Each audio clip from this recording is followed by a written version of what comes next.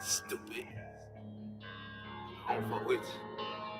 All these other niggas might fuck with you. I don't fuck with you. Yo, monster. Got my motherfucking people that got that tail of your head. I know the secrets. Stupid. I'm talking to you though. I'm gonna take you to you're a monster. You're a demon. You're lurking and sneaking. These Romans, they hunters, they murky. My brothers, they're the police, and that's what the capital D. Yeah. I piss on that graze, and that's what the capital P. Yeah, monster, demons, lurking, creeping. Who that? Round the corner, pulling up slowly, looking crazy, traveling around, they want me. Boy, you a lame. You think you're invincible, your badge is phony. I'm the real Jew. I got a zero on my neck, they ain't no star on me. They envy our heritage. They wanna be us so bad, they brainwashed us in slavery. I can't trust them. Who? Americans. And I'm speaking the truth. This ain't no anti-Samaritan. Yeah, and I'm itching for justice. He who leads in captivity, well, I know that you know it. And they plot. They want me. What? But I'm with the Lord, and guess what? I got on the phone on me. You're a monster. You're a demon. You're lurking and sinking. These Romans, they hunters. They murky. My brothers, they're the police, and that's what the capital D. I piss on that graze, and that's what the capital P. Monster. Demons. Lurking. Creep.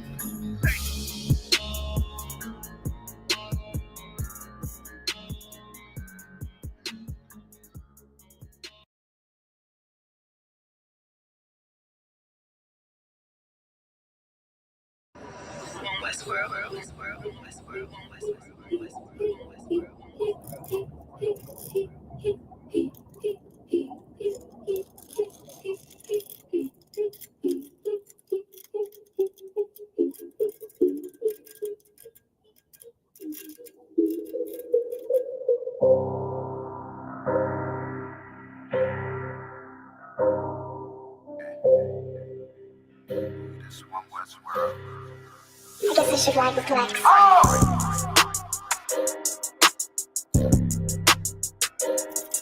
talk about man.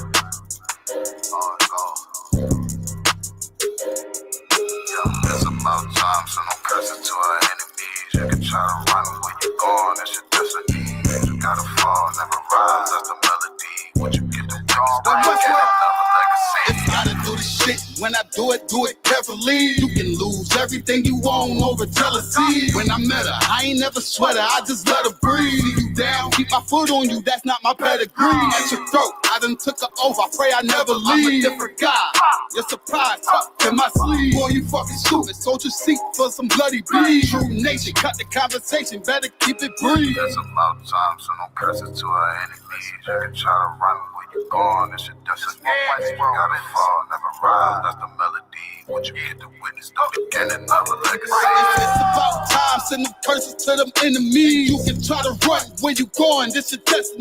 You just gotta fall, never rise, that's the melody. What you get to witness, the beginning of a legacy. It's about time, send them curses to them enemies. You can try to run where you going, this your destiny. You just gotta fall, never rise, that's the melody. What you get to witness, the beginning of a legacy.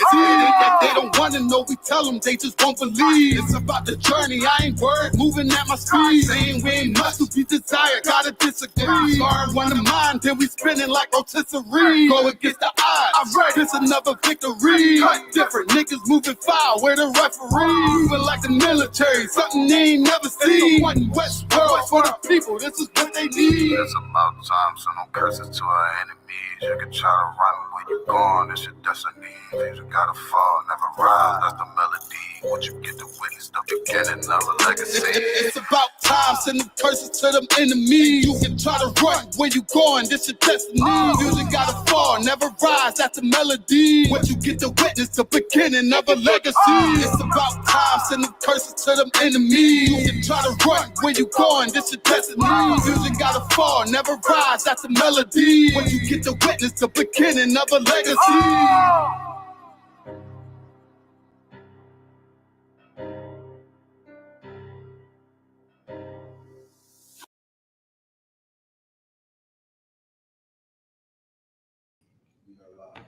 All right. Hey, Shalom, you say ready? Yes, sir. All right, Shalom, Israel, the Israelite School, Universal Practical Knowledge, out of 1 West 125th Street, Home, New York, under Commander General YAHANNA. This is Thursday class. I'm Officer Knott, on the down for the day, history class. Got our bod on the board. We got a sister in the classroom. Good to see you, sis. You know what I'm saying? Title of the class is, what's the title of the class, my bod? Yes, sir. Stolen land. Stolen land. So looked at the calendar yesterday, and I was at a charter school, and they said the school is off on Monday for Indigenous People Day, right? So when I looked at that, I laughed because I didn't really know what that was. You know what I'm saying?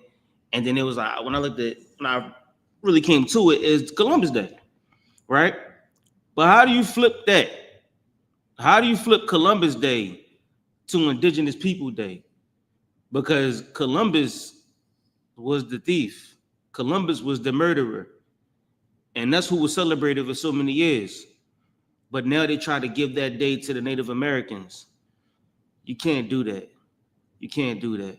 You know what I'm saying? Columbus and so many other explorers, when they got to these places, they found something beautiful. You know what I'm saying? They found the holy blood of Israel. They found the Lord's chosen people. And when they got there, they just kept taking and taking and taking until there was nobody left. You know what I'm saying? And we celebrate Columbus, and he never even made it to America. Columbus only made it to Hispaniola and a few places before. Think about it like today. America is where we are today. America is the imperial land. America took control of places like Hawaii, Puerto Rico, Guam, the islands like Micronesia, Polynesia, a few of them, the Virgin Islands. And when they get to these places, they wipe out everybody that's there until there's barely nobody left. The Native Americans, they wipe out everybody that's there until there's nobody left. And then they make it almost profane for you to speak your own language and do your own customs. And they force what they call Christianity on us. They force what they call Catholicism on us. And what happens is you no longer are the person that you are because you have to become the person that they want you to be. Otherwise, you'll die. All right? So that's what it's like today. Think about it. That's the most recent example we have of it. That's probably pretty much the most recent example we have of it. Here's why Columbus came to America, allegedly. Columbus was trying to find a way around the Silk Road, which was when the Ottoman and Turks, allegedly, which is when the Ottoman and Turks were overtaking Byzantine Empire, or Byzantium, which was the Black Rome, right? 14 something, right? So now that they seized the Silk Road, you can no longer go through Byzantine or go through Turkey. That road, you can't go through that way to get to the Indus Valley or get to Mesopotamia. You can no longer trade that way, right? So now they were trying to find a way around the Silk Road, around Africa, right? Allegedly, right? So Columbus, being a person who was around information, found records, right? Our records. And Columbus used these records to find these people, right? We know this because in his memoirs, he took Hebrew-speaking interpreters. Now, anybody that know, Salaki, I forgot my books, just moved back to the city, so all my books are still packed away. On a day like this, I will bring a whole bunch of books. So just know I got the books, got whatever you need. So if you need information, you can text it in and I'll send you the book page number, whatever the case may be, so you can refer to it on your own, right? So when he came to America, he had Hebrew translators, right? He got to America. When he came here, he landed in Hispaniola, which is today Dominican Republic and Haiti, right? The people that were there were saying that across the pond or across the water in Florida was Reuben. Over here was Manasseh, right? And it was saying this in Hebrew that the book that you bought was our book. It's a book called The Star in the West. You can find that in. It's also a book called Nature Knows the Promised Lands. I forget what it's called. What's it called? The Promised Lands. Lost, no color land. No, not that one. Lost Tribes and Promised Lands, right? All through that book. Star in the West, Black Indians as well as another book, right? So they say that when the book that you bought was our book, right? And the people that you came to see, we got people here, they across this way and across that way. Even Jamaica's was a part of the Taino, right? Jamaica, the name Jamaica comes from a Taino word, right? So all of Israel was gathered here, right? They came here about 300 BC, something like that, after they left from the Assyrian captivity. This is all documented in our scroll, in our records. But in order to destroy your people, you got to destroy their records. So first, let's start with one or two scriptures, and then we're going to go to some records. All right, give me Deuteronomy 28. Let me see. Say again. Yeah, Deuteronomy 28. Give me one second. Monster. Theme. We start at 48.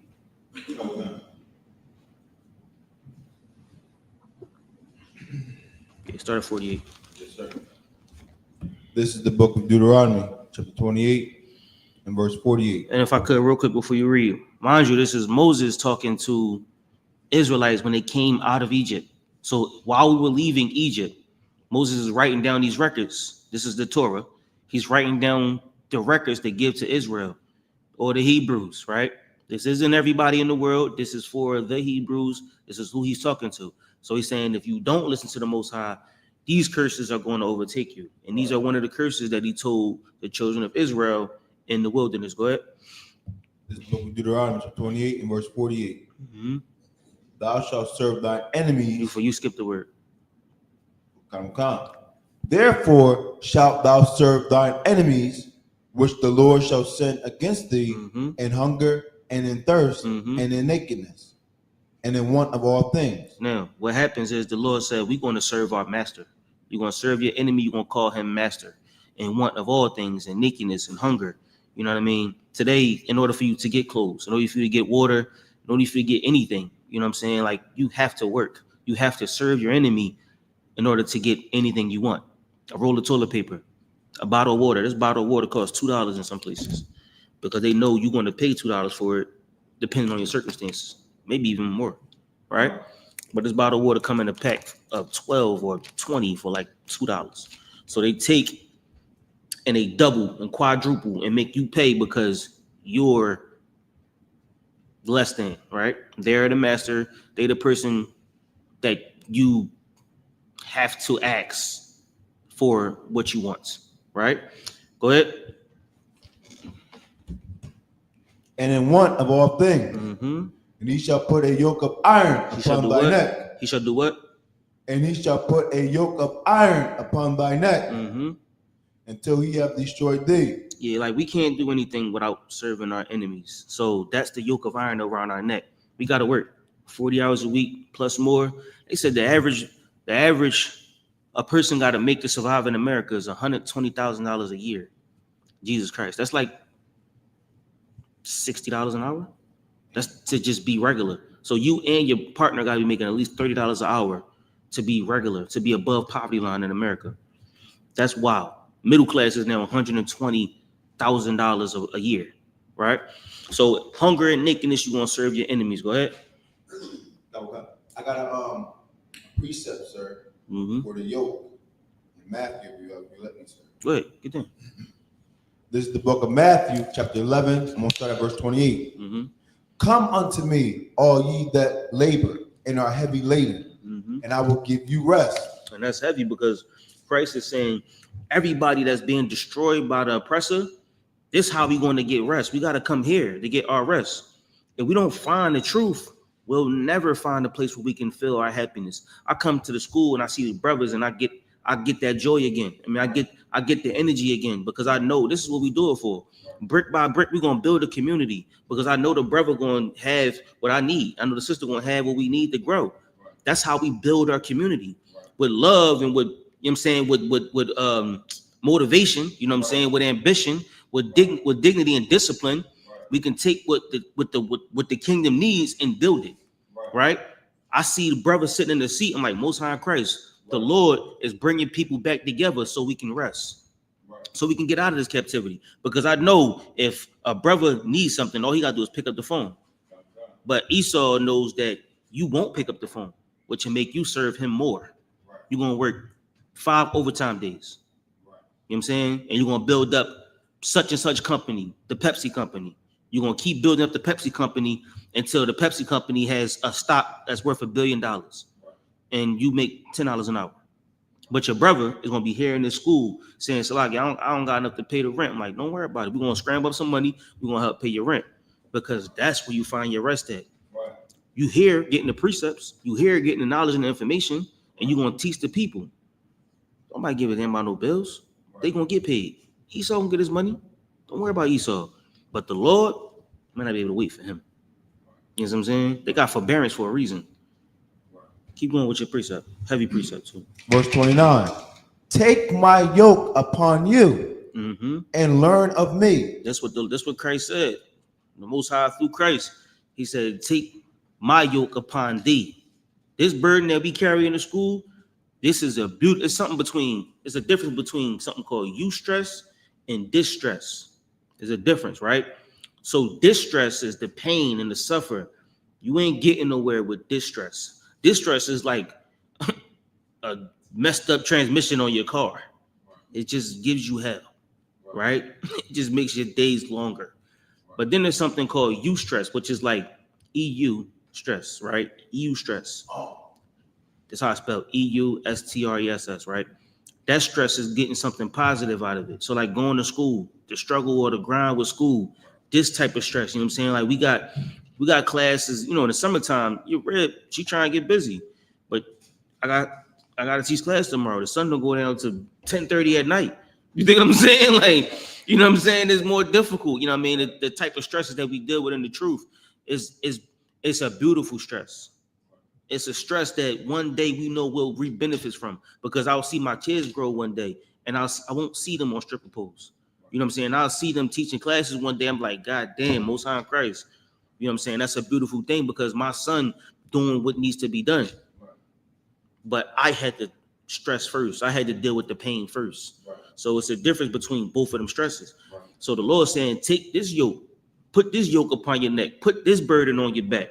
Don't deal with the work that they're giving you and stress about that. This is another stress that you can deal with. And this stress is going to be beautiful because you'll actually see the fruit grow. You'll see good fruit. You know what I'm saying? When you go to work, you don't never see fruit from you get your money and it's gone when you get it. No matter how much hours you work. You could get $500 extra on your check. It won't feel like it. It's gone. You think what I'm saying? Like the money that we make don't really add up to nothing because you just building Esau's kingdom. He gives you pennies. Meanwhile, he didn't forget about it. You know what I'm saying? Hand over fist money from your time. You know what I'm saying? So just imagine in an hour how much you make the company and how much the company made in 1 hour. So put this yoke around your neck. Go ahead. Oh God. And learn of me. And learn of him. Go ahead. For I am meek and lowly in heart, and ye shall find rest unto your souls. So the Most High is where you find peace. The Most High is where you find your humility. The Most High is where you find everything that you need to survive, to humble yourself.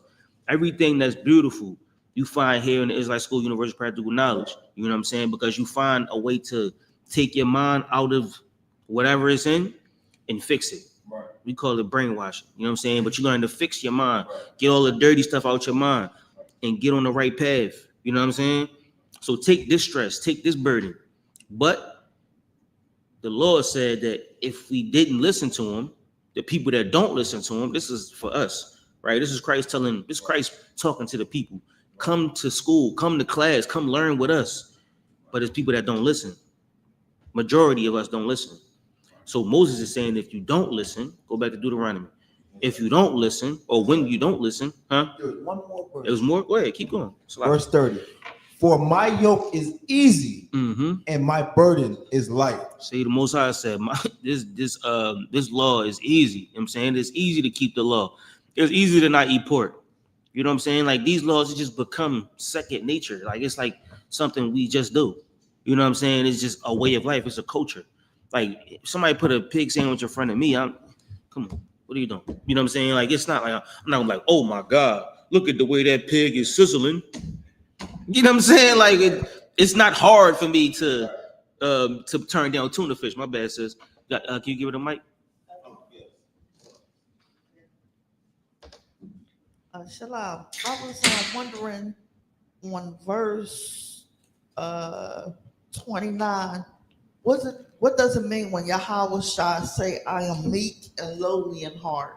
I'm meek and lowly. Meek and lowly in heart. Well, the Lord said He want to. His people are a broken and contrite spirit. I'm just Christ talking, right? It's in red, right? Yes, sir. So His people are a broken and contrite spirit, right? So He's humble. You know what I'm saying? He's the meek is like meek and humble that's humble, right? I'm meek and lowly in my heart and in mind, right? So it's like saying this is where you find. It's like when your woman is humble.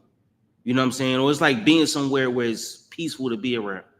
You dig what I'm saying? It's not the stress of going to work and dealing with the high velocity of you got to be at work, you got to get yourself together and make sure that the money is right and get the cash right there and do all of this stuff. It's not the stress or the pain of trying to grow something that's bigger than you. He's saying this is easy to do. Or everything we got to do is easy. Keeping the laws is easy.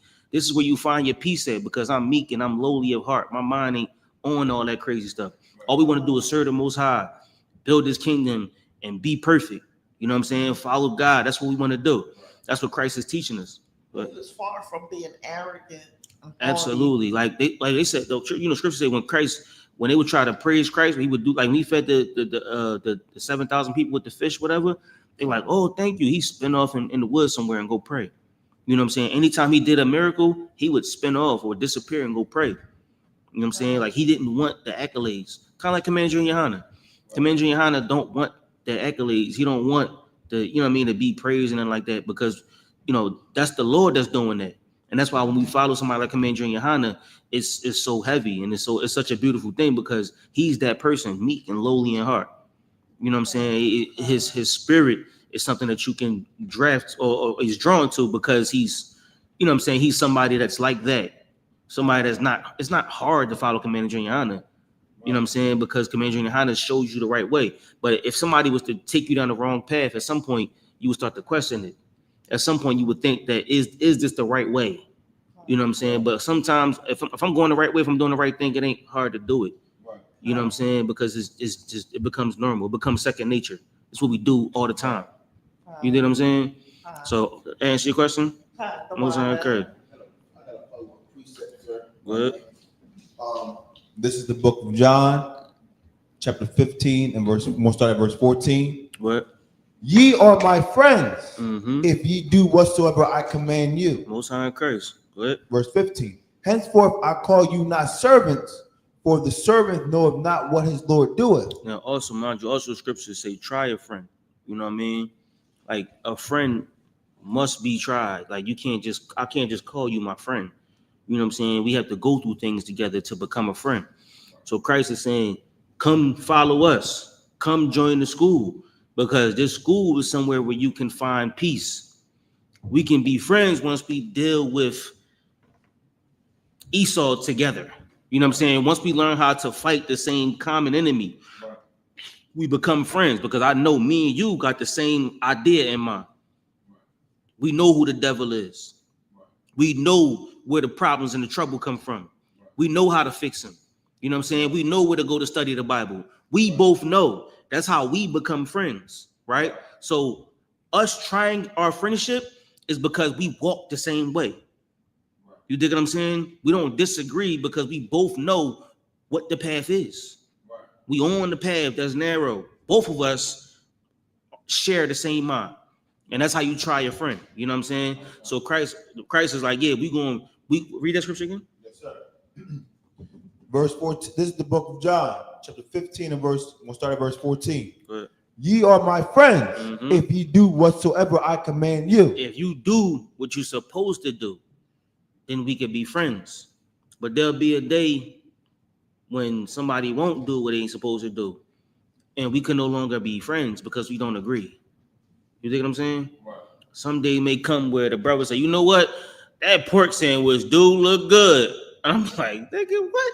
You know what I'm saying? Like him, I'm gonna look at him. He gonna eat the pepperoni slice and just be chewing on it. I'm like, brother, you know what I'm saying? Then we gonna go to council and we gonna have to deal with our problems because it's like, you know what I'm saying? It's not hard to turn down a pepperoni sandwich. Right. Maybe you got demons you're dealing with, but our friendship can no longer go unless we deal with our problems. Right. Once we deal with our problems, then we can become friends again. Right. But until you fix your problem or until you fix what you got going on, we aren't friends. Right. You know what I'm saying? Because that's the demon growing. You think I'm saying? I want to make sure I said that right. What's your question, sis? Yeah, you sure? Yeah. Until you fix your demon or until you learn the way you fix your demon is to come to the brother. Right. Or the brother to come to you. But when you see your brother willingly sinning, there's no way for us to be friends. Right. Because you don't want to keep the laws. You don't want to do what the Most High told you to do. If you keep his commandments, then we can be friends. Right. But if you don't, we don't agree. We can't agree. Right. And we can't disagree and walk on the same path. Right. You get what I'm saying? Yes, sir. What's on Christ? What was you about to say, sis? Some like brothers and sisters in SHALAM. One, hello. Oh, and also power they can hear us on Testing 1, 2. You can hear it. They can hear it on. Okay, all right. Yeah, I like brothers and sisters that's in the world. Sometimes we come into the truth, like, family and old friends. They might like try to annoy you on purpose, knowing that you don't eat pork. Yeah. But they eat pork around you just to try to vex your spirit. Yeah. I notice that people in the world do that, or friends or family. The scriptures say, prepare your soul for temptation in the day you come to serve the Lord. They're going to try you because Satan wants you back. You know what I'm saying? And Satan going to try everything to get you back. Satan going to come through everything you love. Think about Job. You know what I'm saying? Satan will come through everything you love and try to destroy you from every angle. But at the end of the day, Job didn't break. Job didn't waver. And the Lord gave him everything tenfold. You know what I'm saying? So what the brother is bringing out is absolutely heavy. We didn't even get to the topic yet. You know what I'm saying? But what the brother bringing out is heavy. When you come serve the Lord, you're going to have to deal with the trouble. You're going to have to deal with your family. And he said, I ain't come to bring a sword. I ain't come for peace. So it's going to put you at variance with your brother, with your sister, with your mom, with your dad, with your kids, with your family, with your husband, with everybody, with the dog. You know what I'm saying? Because you got to fight those demons to find your way to freedom. You know what I mean? We trying to build a whole community, a whole kingdom. And that technically ain't easy. But it's something that we do every day. You know what I'm saying? Like, it's like brushing your teeth. When you a kid, learning how to brush your teeth is difficult. But when you older, it's not hard. You do it every day. You just brush your teeth and keep it pushing. But for kids, learning how to tie your shoe, forget about it. Learning how to do math, oh my God, forget about it. Now I do math in my head. It's not hard. It just comes over time. You know what I'm saying? So the more and more you fight those demons, they're gonna leave for a season and they're gonna come back. But the more and more you learn how to fight them demons, at some point, a cigarette don't mean nothing to you no more. A blunt don't mean nothing to you no more. A pepperoni, whatever example it is, pepperoni pizza don't mean nothing, or a tuna sandwich, it just don't mean nothing to you. You know what I'm saying? Because you've dealt with that for so many years. And I know you've been here a very long time. You know what I mean? So I don't even got to tell you at this point. I don't even got to tell you, sis.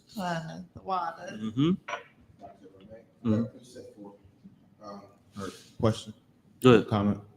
This is the book of 2 Thessalonians, chapter 1. Abide pulling precepts on his precepts. Go ahead. This is the book of 2 Thessalonians, chapter 1 and verse 6.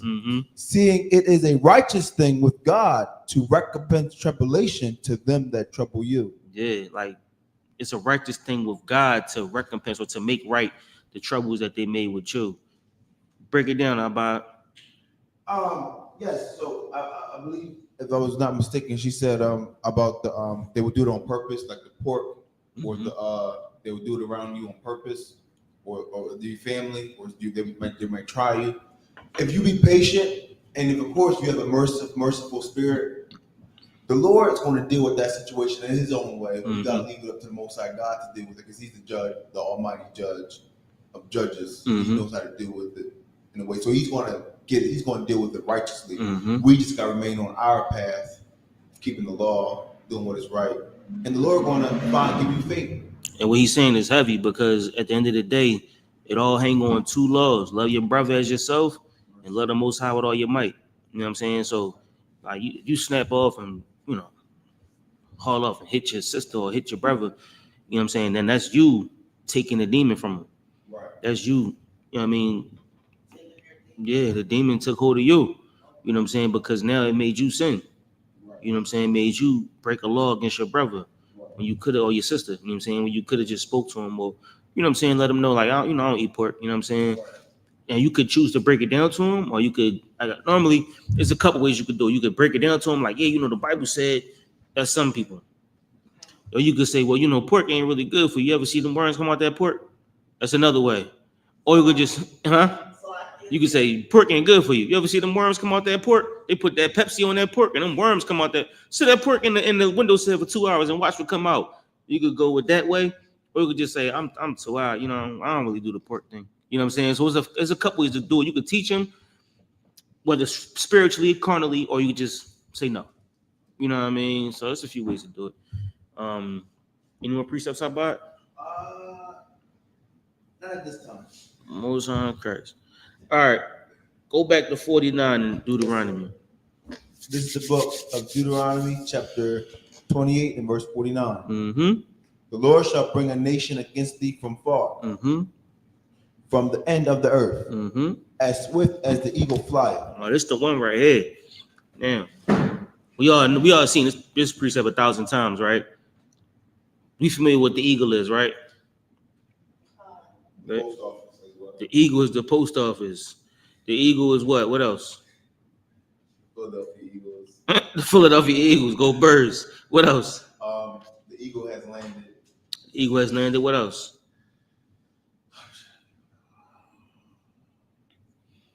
Every Edomite civilization have used the eagle. Go back to Rome, Germany. Most Edomite civilizations use the eagle as their symbol. You know what I'm saying? The eagle is symbolic with Esau. In perpetuity, they'll normally always use the eagle, which is why Philly is the birthplace of America, and their football team is the Eagles. You know what I'm saying? 1776ers. You know what I'm saying? They representing the independence of America, or the birth of America, which is why the Eagles are from the Philadelphia 1776ers area. What? It's funny because isn't the eagle the apex predator of the air? Hell yeah. An eagle will pick up everything. An eagle will pick up a deer. Eagles are vicious, and they like 7 feet long. They ridiculous. But it's definitely an apex predator. And they dive like 200 miles per hour.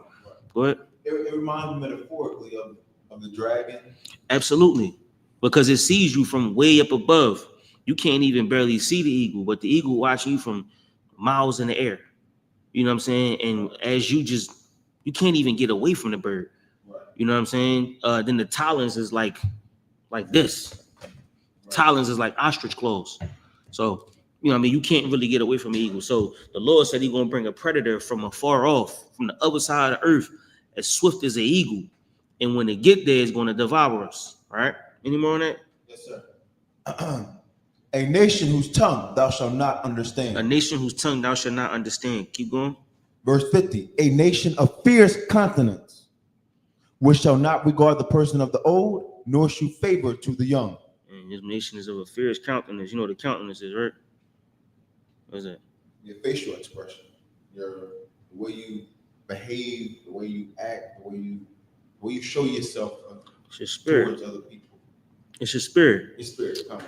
Give me Luke 21-24. Come.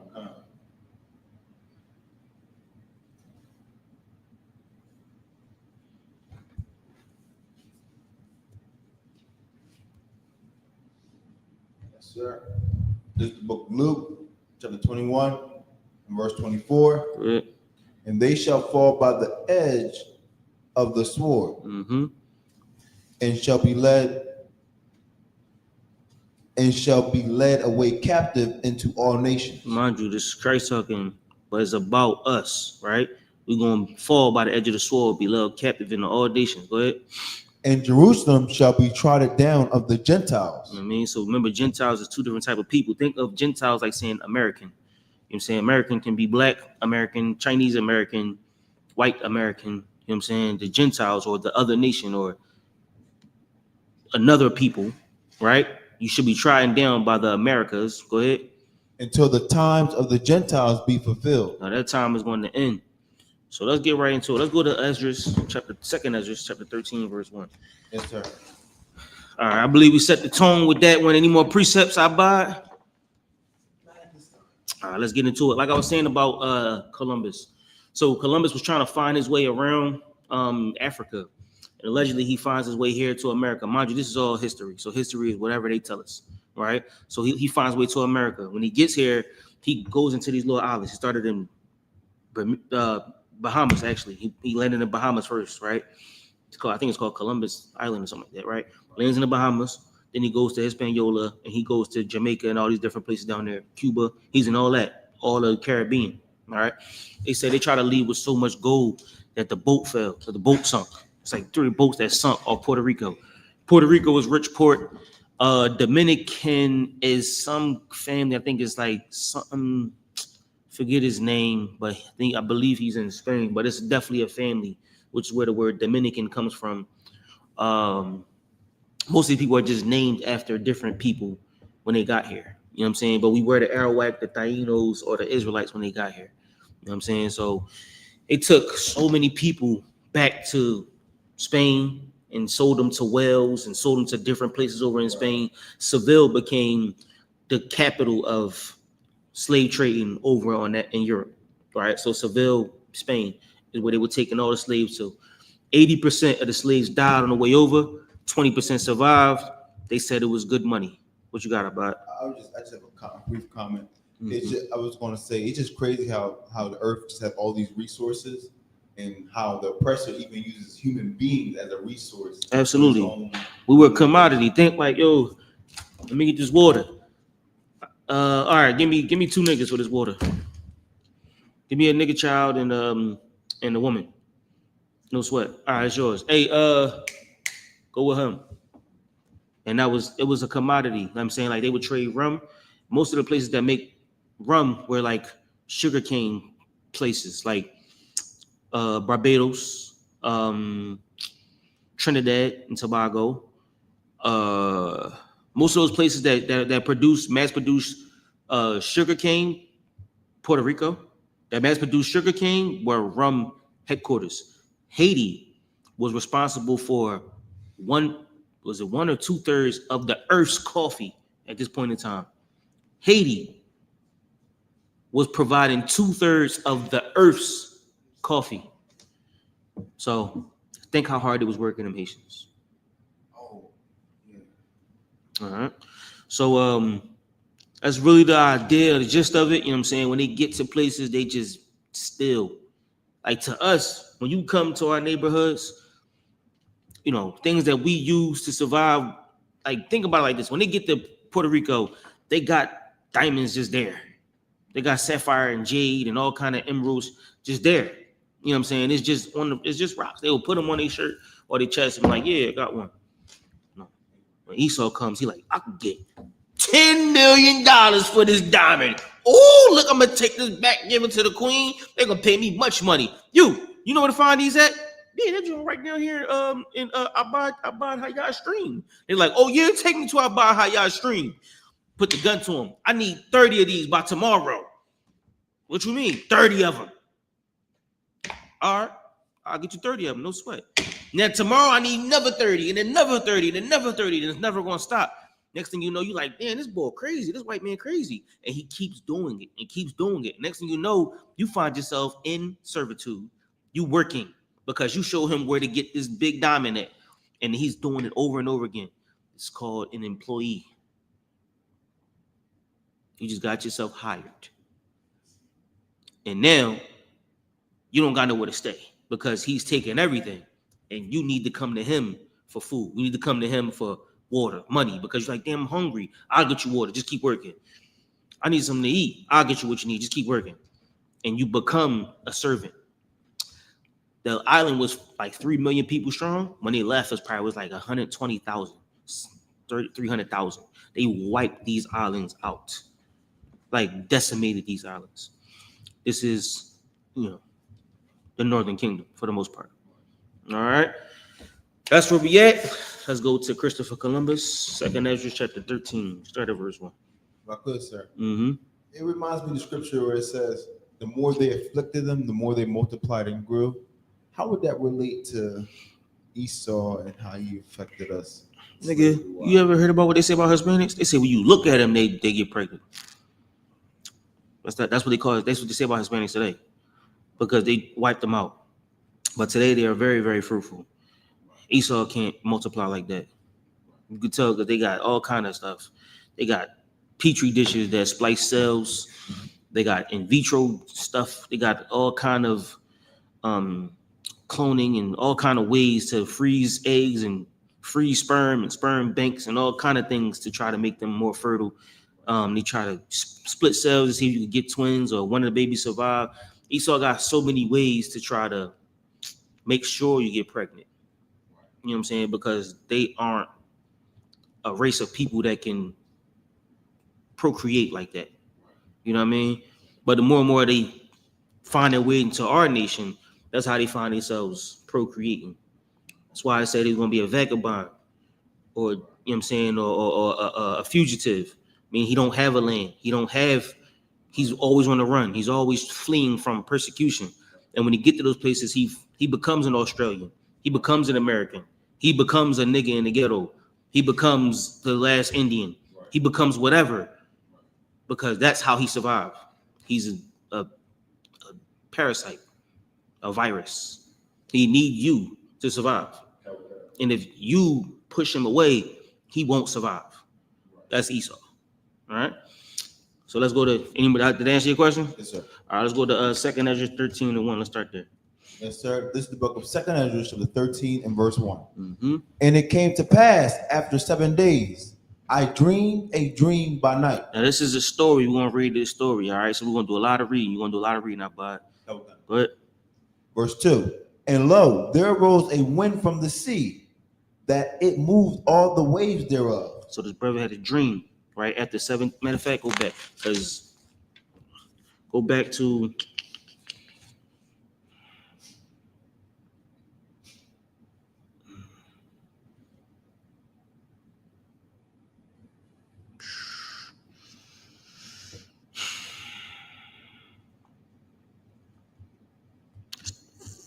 (12 and 47). Sir. What? 46. This is the book of 2nd Ezra, chapter 12 and verse 46. Be of good comfort, O Israel, and be not heavy, thou house of Jacob. Go ahead. Remember, it's two different house. Israel and Jacob is different. Israel, Northern Kingdom. Jacob is Southern Kingdom. Familiar with that? Familiar with that, sis? Israel is Northern Kingdom. Jacob is Southern Kingdom. I thought it was Judah, Southern Kingdom. Judah. For Judah, Southern Kingdom. And his father. Right? Yeah, but go ahead. It's the same thing. Go ahead. Verse 47. For the highest have you in remembrance, and the mighty have not forgotten you in temptation. Verse 48. As for me, I have not forsaken you, Mm-hmm. neither am I departed from you, Mm-hmm. but am come into this place to pray for the desolation of Zion, I pray for the desolation or the people that were destroyed of Zion of Israel. Go ahead. and that I might seek mercy for the low estate of your sanctuary. Mm-hmm. Verse 49. And now go your way home, every man, Mm-hmm. and after these days will I come unto you. Mm-hmm. Verse 50. So the people went their way into the city like as I commanded them. Mm-hmm. Verse 51. And I remained still in the field 7 days. He didn't leave. He stayed there for his 7 days. Go ahead. As the angel commanded me, Mm-hmm. and did eat only in those days of the flowers of the field, Mm-hmm. and had my meat of the herd. Now, this the brother that stayed still. He dreamed. Or he had a dream after the 7 days. Now that's where we at. Go ahead. This book of 2 Ezra 13 and verse 1. And it came to pass after 7 days, I dreamed a dream by night. Mm-hmm. Verse 2. And lo, there arose a wind from the sea, Mm-hmm. that it moved all the waves thereof. Mm-hmm. Verse 3. And beheld, and lo, that man waxed strong with the thousands of heaven. Mm-hmm. And when he turned his countenance to look, all the things trembled Mm-hmm. that were seen under him. Go ahead. Verse 4. And whensoever that the voice went out of his mouth, all they burned that heard his voice, Mm. Go ahead. like as the earth faileth when it feeleth the fire. Mm-hmm. Verse 5. So when he spoke, everything burned like fire. Go ahead. Verse 5. And after this I beheld, and lo, there was gathered together a multitude of men out of number from the four winds of the heaven to subdue the man that came out of the sea. Mm-hmm. Verse 6. But I beheld, and lo, he had graved himself a great mountain Mm-hmm. and flew upon it. He made a government and was on top of the government. Go ahead. Verse 7. But I would have seen the region or place whereout the hill was graven, Mm-hmm. and I could not. Couldn't even see the top of it. Go ahead. Verse 8. And after this I beheld, and lo, all they which were gathered together to subdue him were sore afraid, Mm-hmm. and yet there's fight. So everybody that came to come fight him, they what it say? Judah is as a lion's whelp, a young lion. But when they go to fight, it's an old lion. So everybody that went to go fight him was like, we're gonna go get him. And they got there and it was like, actually, we not. Like we not even gonna mess with this dude. This dude crazy. He made a mountain and he's on. No, we're not even gonna mess with him. That's where we at. Go ahead. Verse 9. And lo, as he saw the violence of the multitude that came, he neither lifted up his hand, nor held sword, nor any instrument of war. Verse 10. But only I saw that he sent out of his mouth as it had been a blast of fire, Mm-hmm. and out of his lips a flaming breath, Go ahead. and out of his tongue he cast out sparks and tempests. So this white man or this person in his dream didn't even hold weapons. This person spoke and he destroyed with his mouth, with his tongue. The things he said were destructive. So destructive. Nobody didn't even want to fight him that had swords, had guns. Keep going. Verse 11. And they were all mixed together, the blast of fire, the flaming breath, Mm-hmm. and the great tempest. This is the dragon. This is the dragon that's breathing the fire. I lost my time. Right? This is Esau. Right? This is Lucifer.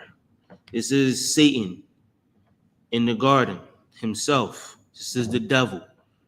Right? In human form.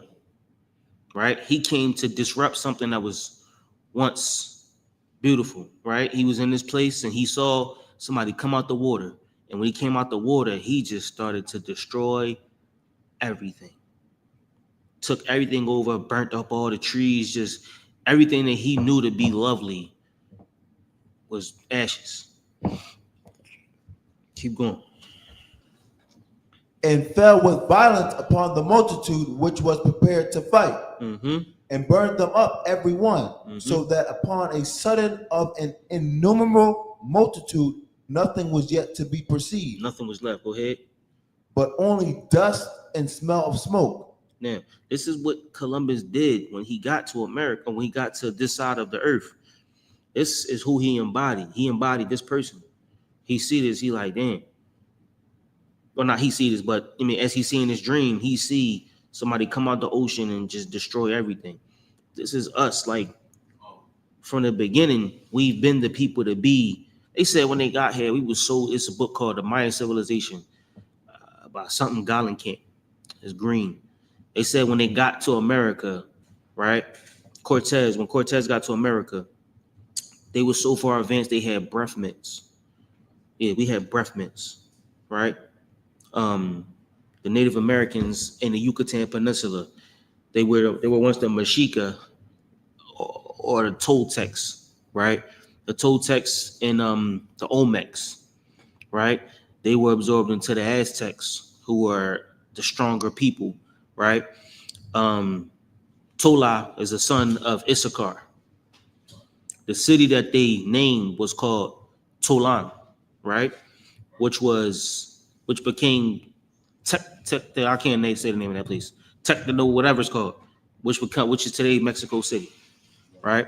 So when he got to Yucatan Peninsula, when they got to meet us, we had paved streets. We had the tortoise shell, that was our shields, right?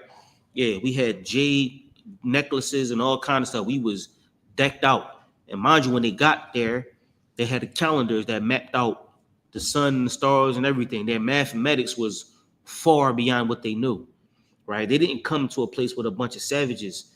They came to a place or a civilization that they learned everything from. The name Chicago is a Native American name. Delaware is a Native American name. Schuylkill is a Native American name. All of these names that they kept because Chicago was 5 times the size of Chicago. Right. Peru, they get to Peru, Machu Picchu and all them lands. It was thousands of people, hundreds of thousands of people there. And when they get there, they would just kill them. They said they played soccer with their heads, all kind of stuff. These are the days you celebrate when you do Thanksgiving. You know what I'm saying? You celebrate the death of these people. This is who came to these lands. You know what I'm saying? They didn't come and see a bunch of savages. They came to the land and saw Jerusalem. You know what I'm saying? They saw people like Solomon. Mind you, they didn't have the New Testament here. They had the Old Testament. They knew who Solomon was. You dig what I'm saying? Keep going. When I saw this, I was afraid. Mm-hmm. Verse 12. Afterward saw I the same man come down from the mountain and call unto him another peaceable multitude. Mm-hmm. That he got his folks. Go ahead. Verse 13. And there came much people unto him, Mm-hmm. whereof some were glad, Mm-hmm. some were sorry, and some of them were bound, and some were bought of them that were offered. Some were bound. Did you say some were bound? And some of them were bound. So that some of them were slaves as well. When he got here, he had, I wish I had that book on me, but they were speaking in Hebrew. They said, remember the book said, Shema, Sha'ala, Yahweh, Allahayna, wa Yahweh. They were speaking in Hebrew to each other. He said, hey, Shalom, Israel. The Lord, our power is one God. They greeted each other in Hebrew. Today we would say, Shalom, Yahweh Shpakatah. That's how they greeted each other. And that's how he knew who he met. Why would he bring a Hebrew interpreter if he didn't know he was going to see the Israelites? Right. Keep going. And others some brought of them that were offered. Mm-hmm. Then was I sick through great fear, Mm-hmm. and I awaked and said, this was his nightmare. And you know what's hell about it? We live in that nightmare today. Right. Can you imagine having the most scariest nightmare you could have? And you wake up like, oh my God, I just had a nightmare. And then in 2,000 years, that's somebody's life. Somebody lived your worst nightmare. We live his nightmare every day. It's the life we live. Can you imagine that? Just waking up. Just imagine the worst thing you could think of, the worst nightmare you could ever picture. And that's your kid's everyday life after you pass away. That's where we at. Go ahead. Verse 14. Thou hast shewed thy servant these wonders from the beginning, and hast counted me worthy that thou shouldest receive my prayer. Verse 15. Shew me now yet the interpretation of this dream. He's speaking with the angel, with the messenger. Go ahead. Verse 16. For as I conceive in mine understanding. In mine, I only know what I can understand. So could you explain this to me? Go ahead. Woe unto them that shall be left in those days. That they gonna be destroyed. Whoever's here in them days, Lord be with them. It's gonna be a rough one. Go ahead. And much more woe unto them that are not left behind. That are what? And much more woe unto them that are not left behind. Go ahead. Verse 17. For they that were not left were in heaviness. Go ahead. Verse 18.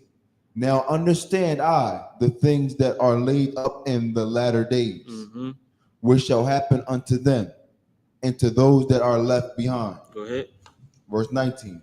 Therefore are they come into great perils and many necessities, like as these dreams declare. Verse 20. Yet is it easier for him that is in danger to come into these things than to pass away as a cloud out of the world. It's more dangerous to stay than it is to die. Go ahead. And not to see the things that happen in the last days. You're better off just dying before you see this man come. More woe to them that die before they get here. They're going to be more destroyed than the people that when he gets here, you know what I mean? Because either way, you're going to run into destruction. Go ahead. And he answered unto me and said, verse 21, the interpretation of the dream shall I shew thee, and I will open unto thee the thing that thou hast required. Verse 22. I don't want to skip down. I want to keep reading because all of this is good. It get real good too. Go ahead. Verse 22. Whereas thou hast spoken of them that are left behind. This is the interpretation. There you go. Go ahead. Verse 23. He that shall endure the peril in that time have kept himself. He that should endure the peril have kept himself. Go ahead. They that be fallen into danger are such as have works and faith toward the Almighty. Go ahead. Verse 24. Know this therefore, that they which be left behind are more blessed than they that be dead. Go ahead. Verse 25. This is the meaning of the vision, whereas thou sawest a man coming up from the midst of the sea. Verse 26. The same is he whom God the highest has kept a great season, which by his own self shall deliver his creature. Now, this is twofold. Why? Because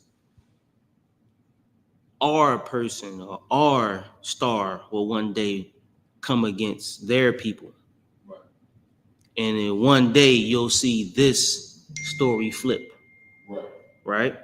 Now, there'll be people who don't make it, but there will be people who do make it. Right? So now what he sees is the conquering of a people. What he sees is the subduing of a nation. But just as though it'll happen to them, it'll happen for us. You understand what I'm saying? All right, that's where we at. Go ahead.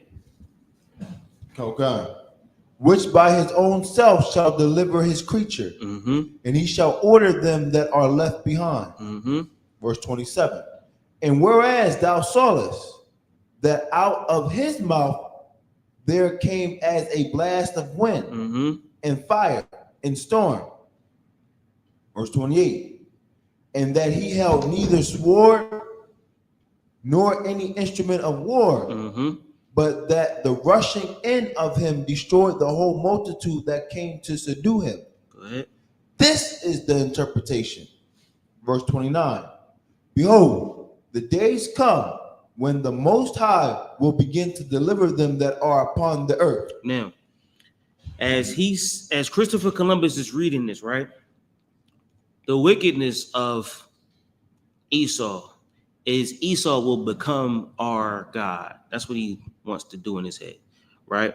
So the day when Christ returns is going to be just like this, right? When the Most High send Christ back, Esau going to be the one that's bowing down. Esau going to be the one that's so afraid. This is going to be Esau's nightmare, and it's going to be our beautiful day. But when Columbus came, it was their beautiful day and our nightmare. So as any demon, they took something that was beautiful and perverted it. All right? So y'all follow me thus far, right? So you about to read about the coming of Christ. But Esau said, no, that's how I'm going to get there. When I get there, I'm going to breathe fire. I'm going to build the mountain. I'm going to become like the Most High. I'm going to sit above the mount of the congregation on the sides of the north, above the stars. And I'm going to make them worship me. Right? Keep going. Verse 30. And he shall come to the astonishment of them that dwell on the earth. Mm-hmm. Verse 31. And he shall undertake to fight against another, one city against another, one place against another, one people against another, and one realm against another. Verse 32. And the time shall be when these things shall come to pass, and the sign shall happen, which I shew thee before, and then shall my son be declared, whom thou sawest as a man ascended. Yeah, this is heavy. Real quick, let me get Lamentations 5 and 12.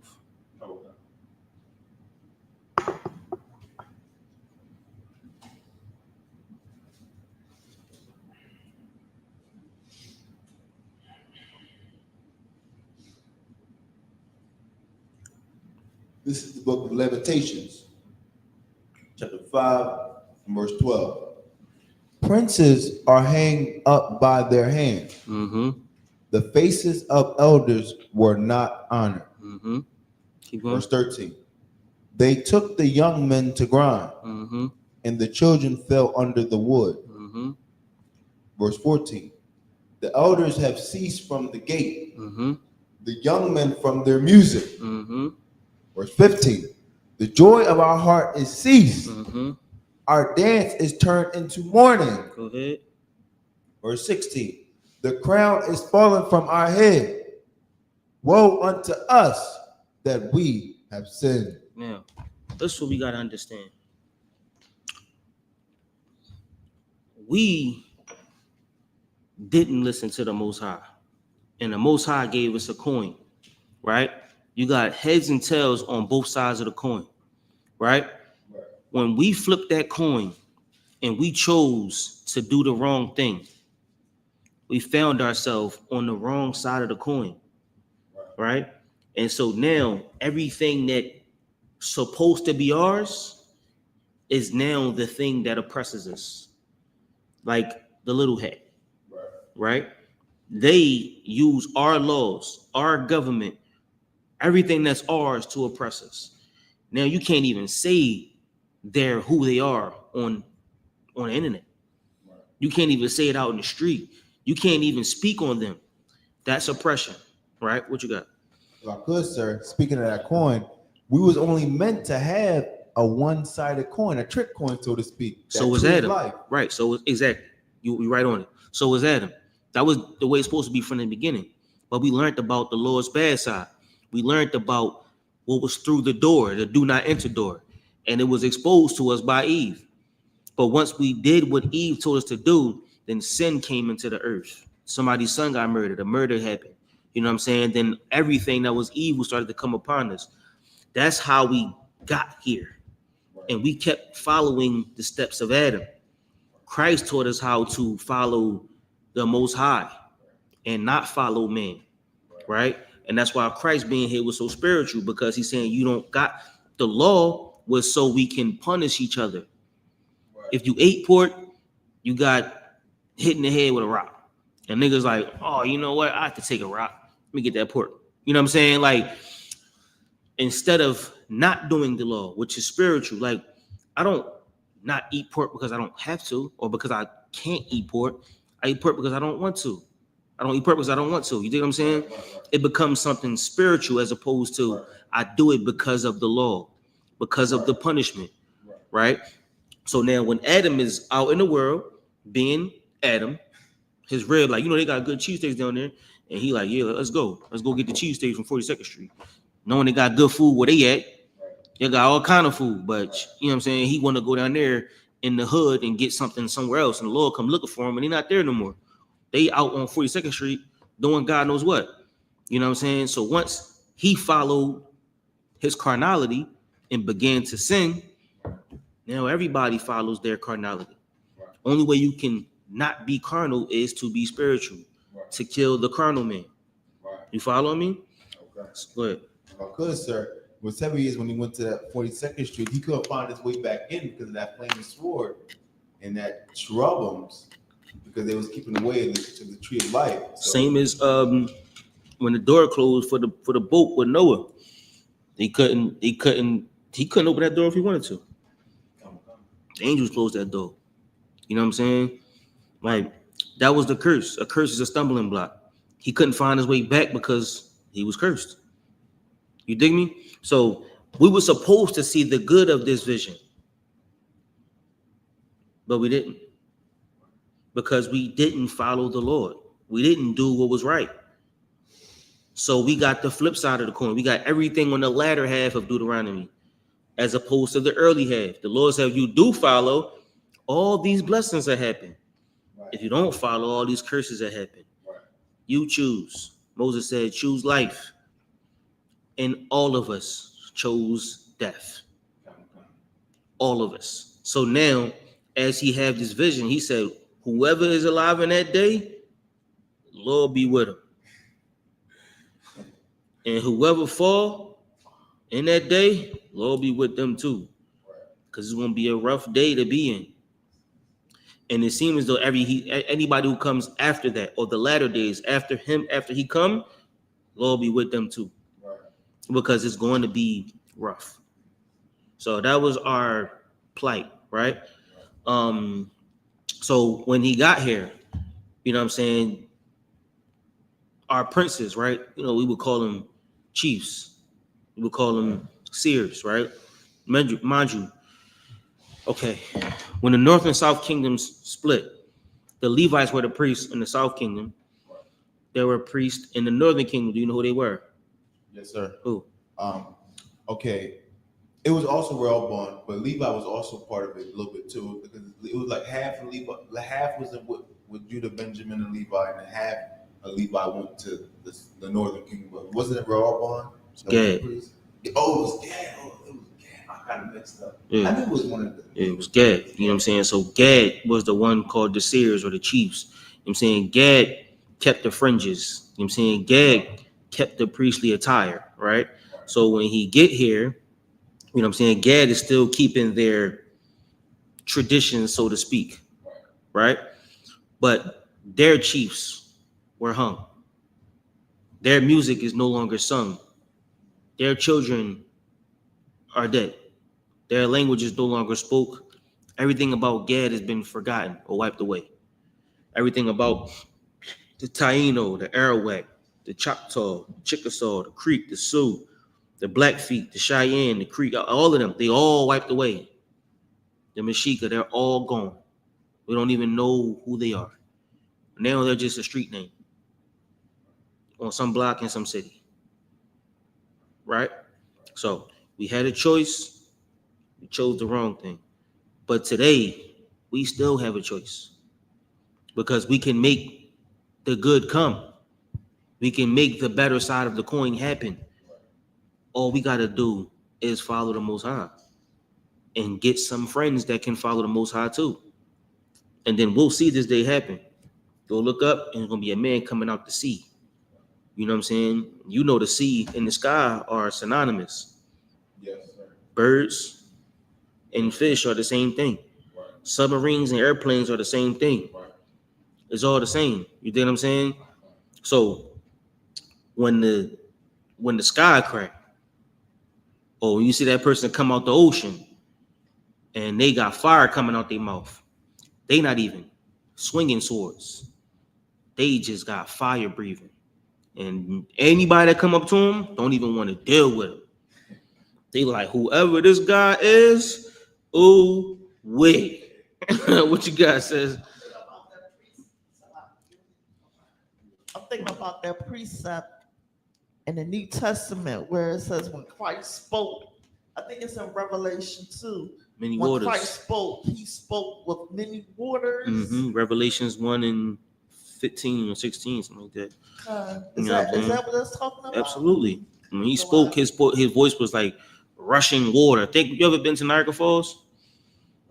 Or like think like the ocean. When you get to the beach, how loud the ocean is, you know what I'm saying? Or like a big giant waterfall, any waterfall, it's loud. Like it's like it's just, or think about seeing a big giant river, like the Susquehanna River, and up here they dammed it so you don't really see how it flushes. But think about like a flood. Think about like the flood that came to New Orleans.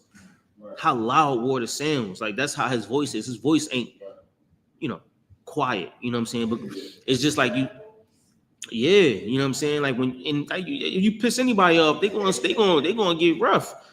I mean, it said the Lord was mighty and terrible. You know what I'm saying? But like anybody, you got a good side and a bad side.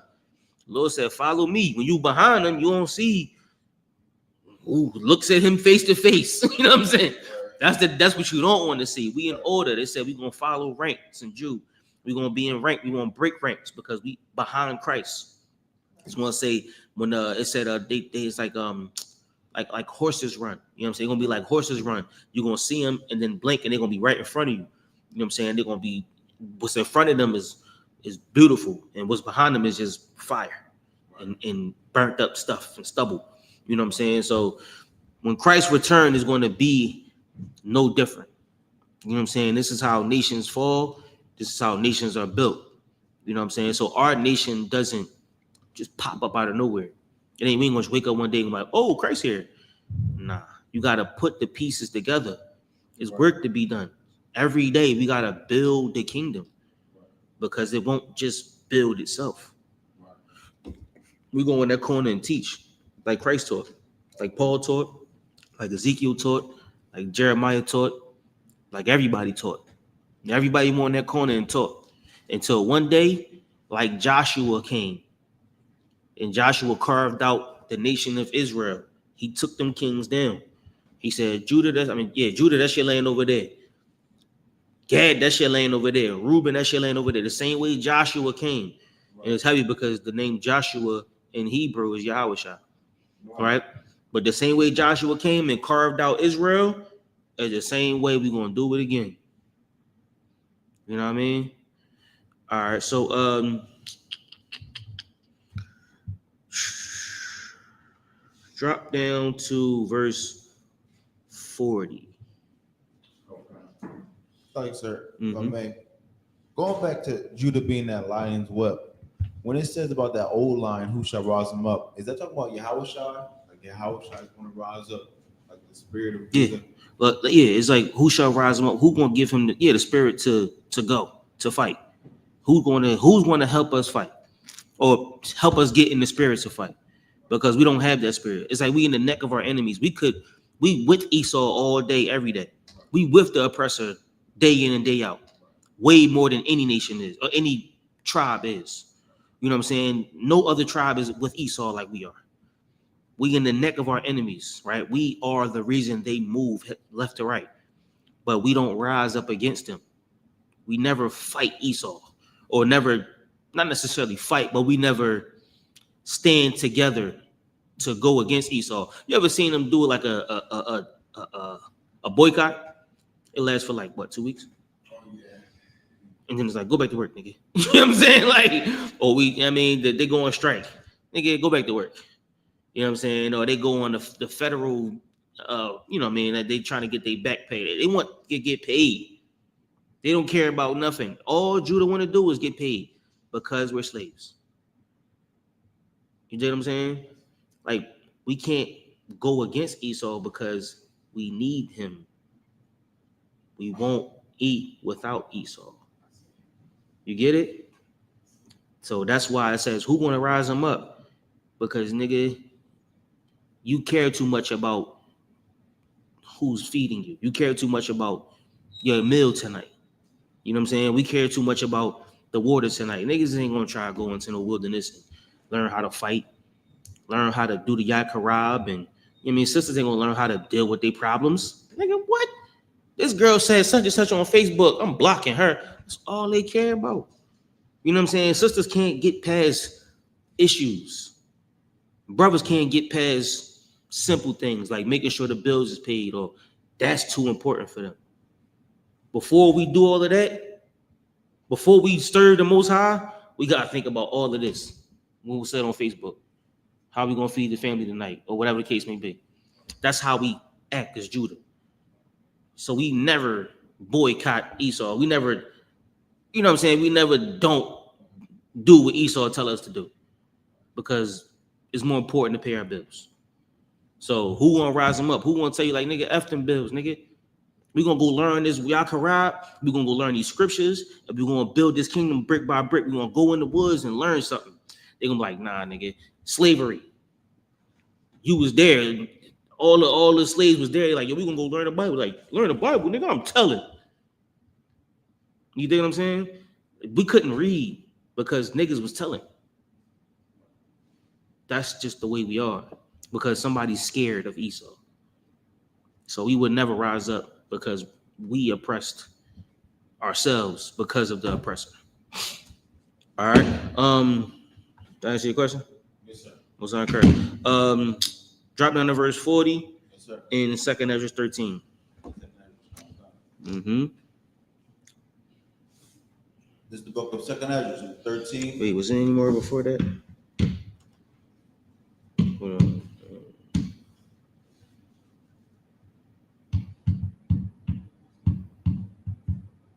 Hold on. Just go ahead with verse 40. What time is it?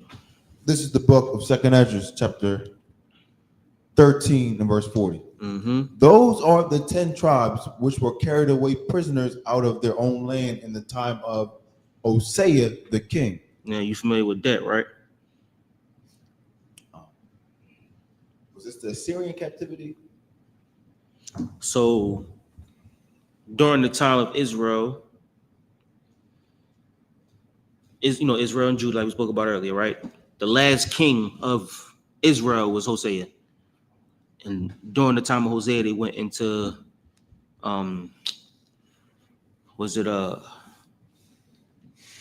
Solomon? Was it Nebuchadnezzar? I think it was Solomon of Assyria. It's a regular name, but they went into captivity under Assyria. So these are the 10 tribes that were here on this. When they was having this dream, it directly affect the 10 tribes, right? That went into captivity under Assyria during the time of Hosea. Go ahead. Yes, sir. Whom Salmanasar the king. Yeah, that's what it is. Salamander. Go ahead. Whom Salmanasar the king of Assyria led away captive, Mm-hmm. and he carried them over the waters, and so they came into another land. Mm-hmm. Verse 41. But they took this counsel among themselves, Mm-hmm. that they will leave the multitude of the heathen, Mm-hmm. and go forth into a further country where never mankind dwelt. Mm-hmm. Verse 42. That they might keep their statutes which they never kept in their own land. Mm-hmm. Verse 43. And they entered into Euphrates by the narrow places of the river. Mm-hmm. Verse 44. For the Most High then shewed signs for them and held still the flood till they were passed over. Mm-hmm. Verse 45.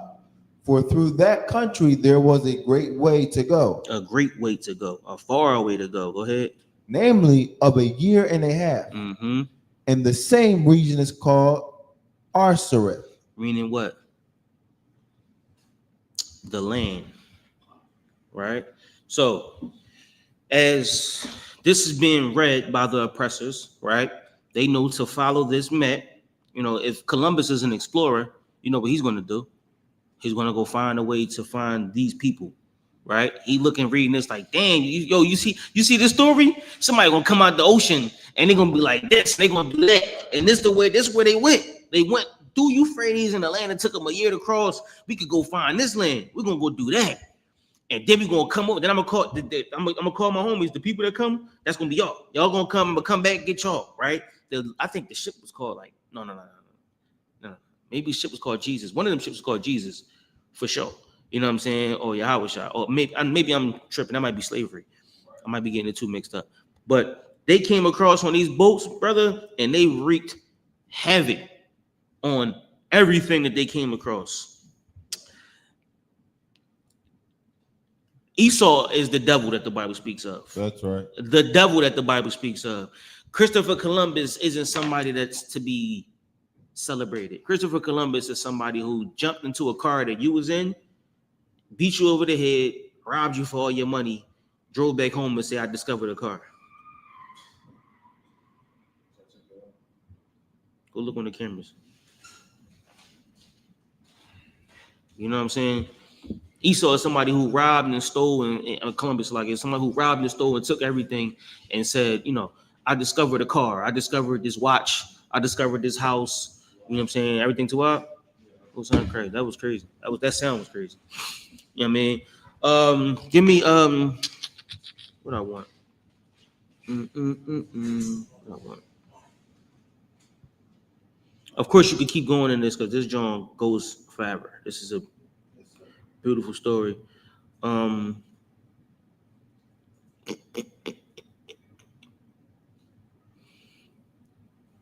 Let's go ahead. Give me no, I'm not gonna do that. What's that? I quick question about the Genesis 49th chapter about the That's crazy. That's all. Just think about going back to it. But go ahead. about what shall happen to us in the last days. Mm-hmm. I'm from the tribe of Benjamin, so I just wanted to recap about the one about Benjamin. Go ahead. This is the book of Genesis. There's a custom mix just for you. Stop. This is the book of Genesis, chapter 49 and verse 27. Benjamin shall raven as a wolf. In the morning he shall devour the prey, and at night he shall divide the spoil. What was your question? Just a general overview of it. What does that mean? Yeah. All right, read it again. Benjamin shall raven as a wolf. Meaning what? What? Raven, I can look at the word raven. Raven is like, let me look. Yeah, look it up.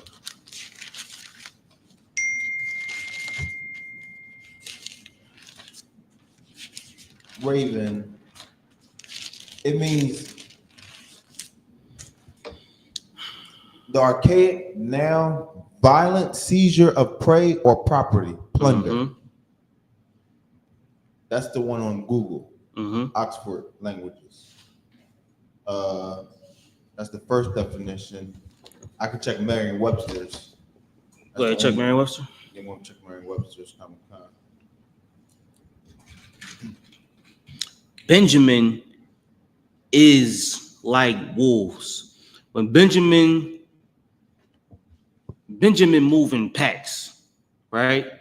Benjamin is somebody you see a lot of them at one time. It's not just like one or two Benjamites. It's a whole bunch of them.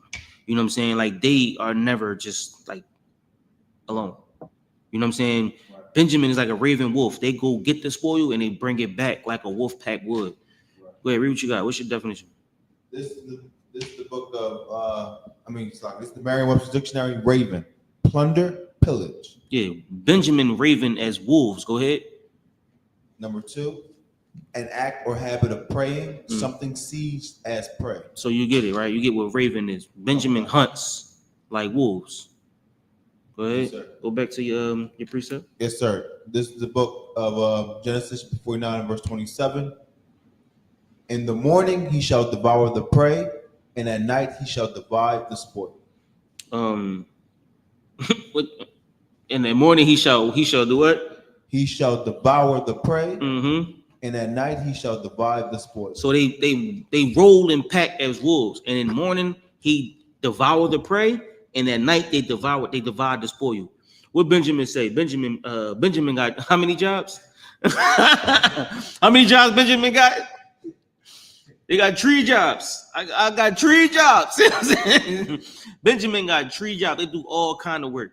They divide the spoils and bring it back to the family. You know what I'm saying? That's what Benjamin do. It's give me Deuteronomy 33. Hold on. Yes, sir. 33. What Moses said it.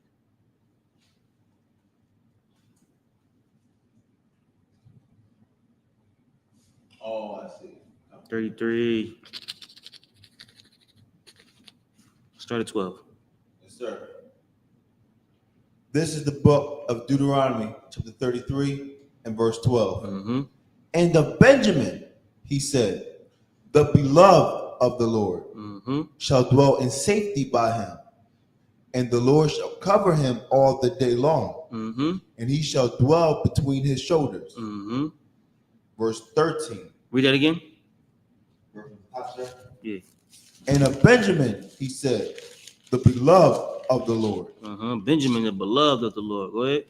shall dwell in safety by him, Uh-huh. and the Lord shall cover him all the day long, Mm-hmm. and he shall dwell between his shoulders. That's the spirit of Benjamin. That's all these songs about, you know what I'm saying, who Jah loves and the Lion Judah, and that's the spirit of Benjamin. You know what I'm saying? At one point, Benjamin was almost destroyed. You familiar with that, right? In Judges, which I was probably about to go to. But Benjamin was almost destroyed because of their proclivities, as shout to Yediah, because of their proclivities. You know what I'm saying? Benjamin, you familiar with what they did, right, sis? Judges 19 is probably one of the most horrifying stories in the Bible. You want to read it, Yediah? I mean, Abad? Salakia. Let's go to Judges 19. 19. Start at verse 1. Yes, sir. This is the book of Judges, chapter 19 and verse 1. Mm-hmm. And it came to pass in those days when there was no king in Israel. Now, you familiar with the days when there's no king in Israel? Judges is like deliverers or saviors, or like Solomon was one of them. Not Solomon. What's his name?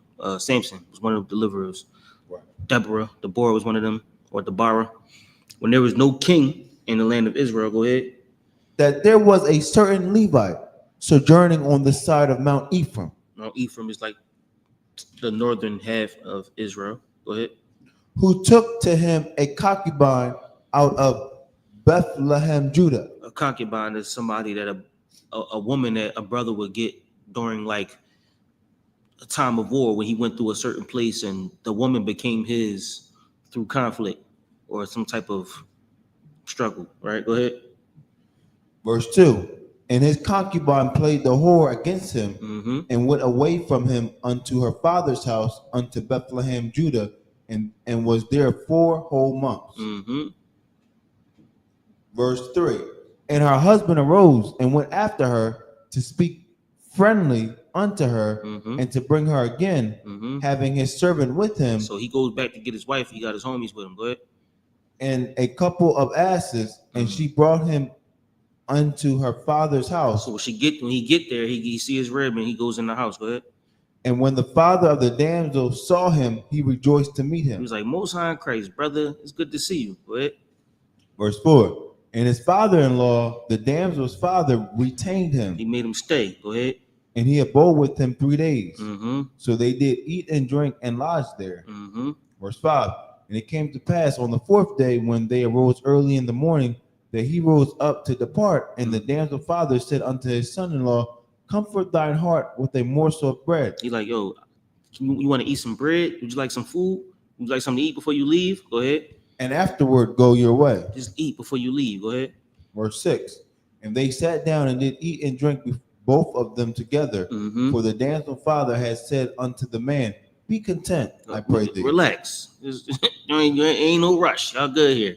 Go ahead. And tarry all night. Wait all night if you want to. Go ahead. And let thine heart be merry. Mm-hmm.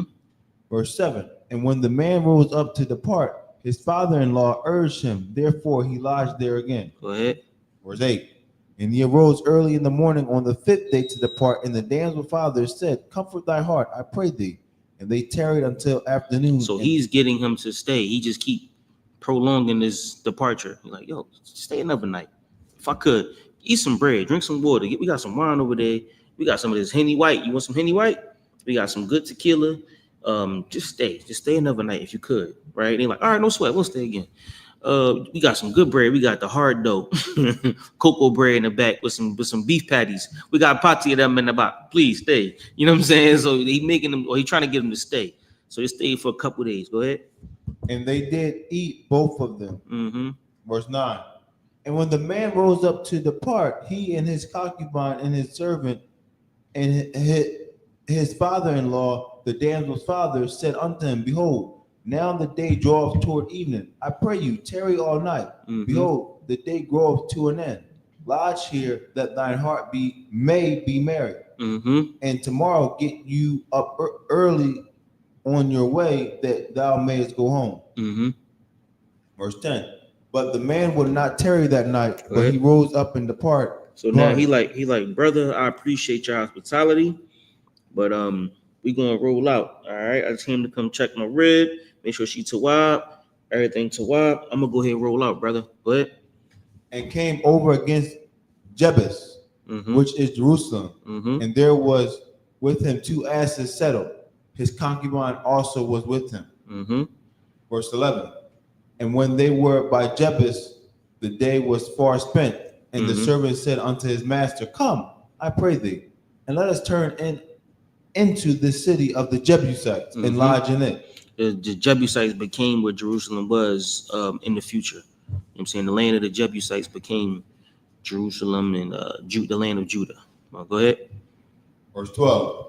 And his master said unto him, We will not turn aside hither into the city of a stranger that is not of the children of Israel. We will pass over to Gibeah. Mm-hmm. So they're like, we're not going. That's like going into a sundown town, right? They're like, yo, we're gonna go into this town over here. It's a town called Vidor, Texas. They're like, we're not gonna go to Vidor. We're gonna go to Beaumont. That's a black city. We'd rather stay in Beaumont than stay in Vidor, or like around here. Think like I don't know, Westchester. You know what I'm saying? Like, we're gonna stop in Westchester, or we're gonna stop in Newtown Square, or just some we're gonna stop in Elkton. Nah, we'd rather keep going until we get to Philly. You know what I'm saying? So that's what they're thinking. Go ahead. Verse 13. And he said unto his servant, Come, and let us draw near to one of these places to lodge all night in Gibeah or in Ramah. Mm-hmm. Verse 14. And they passed on and went their way. Mm-hmm. And the sun went down upon them when they were by Gibeah, which belongeth to Benjamin. So this was Benjamin town. Go ahead. Verse 15. And they turned aside thither to go in and to lodge in Gibeah. Mm-hmm. And when he went in, he sat him down in a street of the city, for there was no man that took them into his house to lodge in. So now when they get to this town, right, nobody says, they don't know anybody in the city, and nobody offers them a place to stay. So he sit down in the street. He just sitting in the middle of the road, just waiting. Go ahead. Verse 16. And behold, there come an old man from his work out of the field at even, which was also of Mount Ephraim, and he sojourned in Gibeah. But the men of the place were Benjamites. Mm-hmm. Verse 17. And when he had lifted up his eyes, he saw a wayfaring man in the street of the city. And the old man said, Whither goest thou? And whence comest thou? So the old man, like, where y'all coming from? Where y'all going? Go ahead. Verse 18. And he said unto him, We are passing from Bethlehem, Judah, toward this side of the Mount Ephraim. From thence am I. Mm-hmm. And I went to Bethlehem, Judah, but I am now going to the house of the Lord, and there is no man that receiveth me to house. So he trying to find somewhere to stay. Go ahead. Verse 19. Yet there is both straw and provender for our asses, and there is bread and wine also for me, and for my handmaid, mm-hmm. and for the young man which is with thy servants. So we don't want to stay nowhere for food or whatever. We got everything we need. We got food, we got water, we good to go. We just need somewhere to lay our heads. Go ahead. There is no want of anything. Verse 20. And the old man said, peace be with thee. Howsoever, let all thy wants lie upon me. Only lodge not in the street. He said, listen, y'all can stay with me, but please don't stay here. Go ahead. Verse 21. So he brought him into his house and gave provender unto the asses, and they washed their feet and did eat and drink. Go ahead. Verse 22. Now as they were making... Now this is where we could have started at, sis, but I wanted you to get the backdrop of the story. All right? You Benjamin? Okay. Okay, all right, go ahead. Verse 22. Now as they were making their hearts merry, behold, the men of the city, certain sons of Belial, beset the house round about, and beat at the door and spake to the master of the house. So now while they sitting at the table eating, right? While they, making their hearts merry, eating, drinking, men came to the city and surrounded the house and started banging on the door. Go ahead. The old man saying, bring forth the man that come into thine house. They said, yo, where that dude that was just in the house? Where he at? They beat on the door. Like, where that man that just came in that house? Go ahead. That we may know him. That we may what? That we may know him. What does know mean, sis? No means to have intercourse. Yes. Sodomize. Yes. They trying to deal with this man ungodly. All right. Go ahead. Verse 23.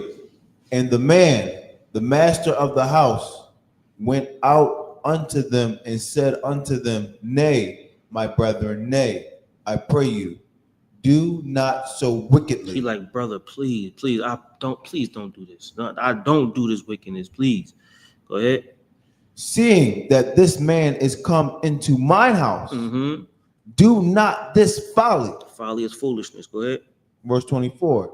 Behold, here is my daughter, a maiden, and his concubine. Them I will bring out now, and humble ye them. Now, here is my daughter, a maiden, and his concubine. These are two women, right? He's saying, don't take the brother. It's two women. I'll give you them. Y'all can be with this woman, right? Just don't ravish this brother. Go ahead. And do with them what seemeth good unto you. But unto this man do not so vile a thing. Go ahead. Verse 25. But the men would not hearken to him. Now, these men were obviously horny as hell. I don't know what you would call this.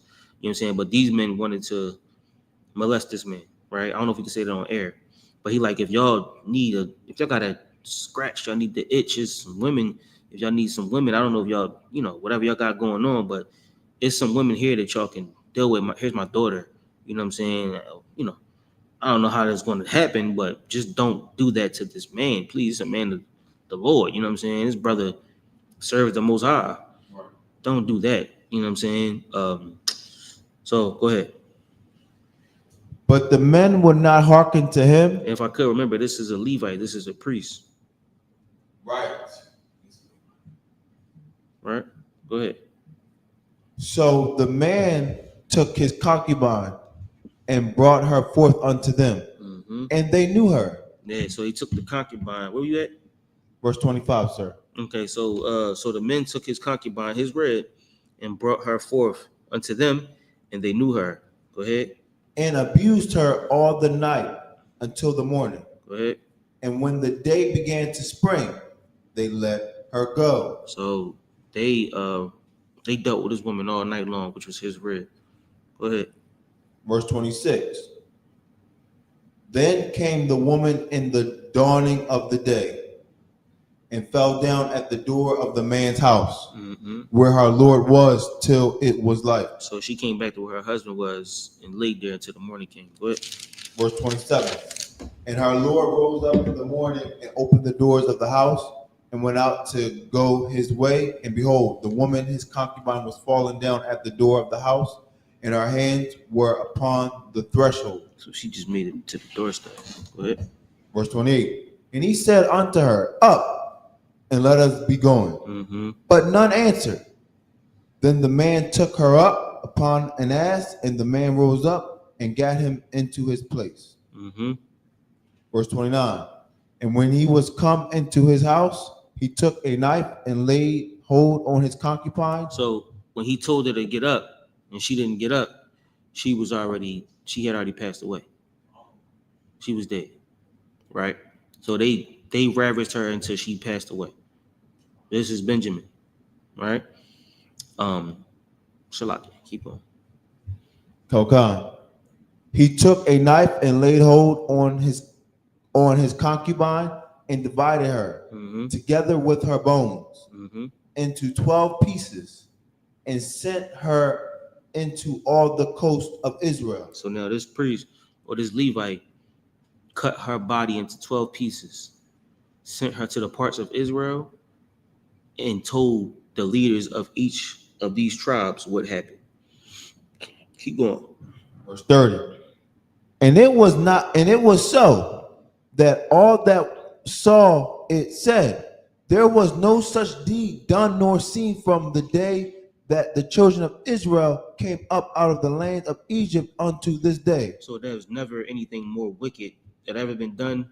And so what happened was all of Israel went to war with Benjamin. All of Israel went to war with Benjamin. And Benjamin was not to become a tribe at some point. Give me 20.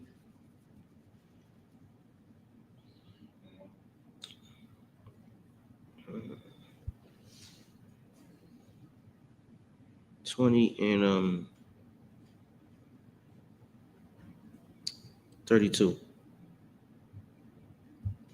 Wait, start at 20 and 20. Start at 20 and 20. Okay. This is the book of Judges, chapter 20 and verse 20. Good. And the men of Israel went out to battle against Benjamin. Mm-hmm. And the men of Israel put themselves in array to fight against them at Gibeah. Go down to 32. Kawakan. Verse 32. And the children of Benjamin said, they are smitten down before us, as at the first. But the children of Israel said, let us flee and draw them from the city unto the highways. Mm-hmm. Keep going. Verse 33. And all the men of Israel rose up out of their place and put themselves in array at Baal Tamar. Mm-hmm. And the liars and weight of Israel came forth out of their places. Drop down to 35. Okay. Verse 35. And the Lord smote Benjamin before Israel. Mm-hmm. And the children of Israel destroyed of the Benjamites that day 25,000 and 100 men. Keep going. All these drew the sword. Go ahead. Verse 36. So the children of Benjamin saw that they were smitten, for the men of Israel gave place to the Benjamites, because they trusted unto the liars and weight. Go to verse 44. Verse 44. And there fell of Benjamin 18,000 men. All these were men of valor. Verse 45. And they turned and fled toward the wilderness unto the rock of Rimmon. And they gleaned of them in the highways 5,000 men, and pursued hard after them unto Gidon, and slew 2,000 men of them. Go to 21 and 13. Yes, sir. Maybe 21 and 6. Start at 6. This is the book of Judges, chapter 21, verse 6.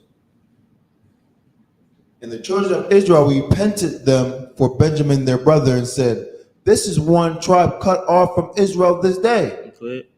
Verse 7. How shall we do for wives for them that remain, seeing we have sworn by the Lord that we will not give them of our daughters to wives? Yeah, we swore by the Lord that we're not going to let the Benjamite women go into the heathen. So how are we going to deal with the women of Benjamin? Keep going. Verse 8. And they said, what one is there of the tribes of Israel that came not up to Mizpah to the Lord? And behold, there came none to this camp from Jabesh Gilead to the assembly. I don't know exactly where it said, but what they did was, go to 19. Verse 19. Then they said, behold, there is a feast of the Lord in Shiloh, yearly in a place which is on the north side of Bethel, on the east side of the highway that goeth up from Bethel to Shechem, and on the south of Lebanon. Lebanon. Verse 20. Therefore they commanded the children of Benjamin, saying, go and lie in wait in the vineyards. Verse 21. And see and behold, if the daughters of Shiloh come out to dance and dances, then come ye out of the vineyards and catch you every man his wife of the daughters of Shiloh. So what they did was they threw a party, and they got the men of Israel to be with the daughters of Benjamin, and that's how Benjamin grew and became a tribe again. You know what I'm saying? The men of Benjamin had to go. Well, not had to, but the men of Benjamin ravished the women, or not ravished. They danced with the women. You know what I'm saying? What's the word I'm looking for? They swept them off their feet. You know, that's why I be doing all them songs and all that crazy Benjamite stuff. This is Benjamin. You know what I'm saying? This is their spirit. You know what I'm saying? They be jumping off trees on women now. They be doing some wild, crazy stuff. They knock you through the fence, put you through the sheetrock. That's Benjamin. You know what I'm saying? Their whole style is about this. You know what I'm saying? They got a song called "Broke Off Me Cock." Jesus Christ. You know what I'm saying? Like, Jesus Christ. You know what I'm saying? Like, yikes. I can't imagine the lifestyle of a Benjamite at some point. You know what I'm saying? Everything. When you go to Jamaica, everything is a phallus. The lighters, the ashtrays, everything is a phallus, or a man with his phallus out. That's the whole culture of Benjamin. Is mad horny. You know what I'm saying? Benjamin culture. You go to any store in Jamaica, you're gonna see how much they feel about their women and themselves. Basically they're highly sexualized. Yes, that's why they got peanut punch. They're like peanut punch. So like rude boy drunk the peanut punch, them boy, you just, you know what I'm saying, mash up the boom boom, bounce off the body, like, you know what I'm saying? With that. And the dances that they be doing today, that's where this came from. And Judges, they was looking at the woman and they was dancing and they picked the woman that they wanted. Because Benjamin, because of their lust, was about to be wiped out. And so the Lord had to bring back Benjamin. You know what I'm saying? That's how he brought it back. It's so heavy because as we become a nation, right? This is what we're going to have to do. We're going to have to build our nation just as Benjamin did. You know what I'm saying? What we don't want to happen is we don't want to build their nation. We don't want to build their customs and everything that they have. The more and more we work, the more we'll become a part of their culture. We build what they have, and we'll never get to see that man coming out the sky. We'll never get to see that boat metaphorically pull up and Yahushua step off. You know what I'm saying? The boat is, you know what the boat is? The boat is the chariots. You know what I'm saying? We'll never get to see the day when that happens and fire comes out of his mouth and he consumes everything that's around it. That day won't come until we build it. You know what I'm saying? We got to make the kingdom of heaven on earth as it is in heaven. You know what I'm saying? The angels, they follow what the Most High say. So we got to be just as militant, just as diligent. You know what I'm saying? We all got a part to play. And we all got to do what we're supposed to do. You know what I mean? Christopher Columbus came here and he just was a cancer. You know what I'm saying? What he did was he unalived so many Native Americans.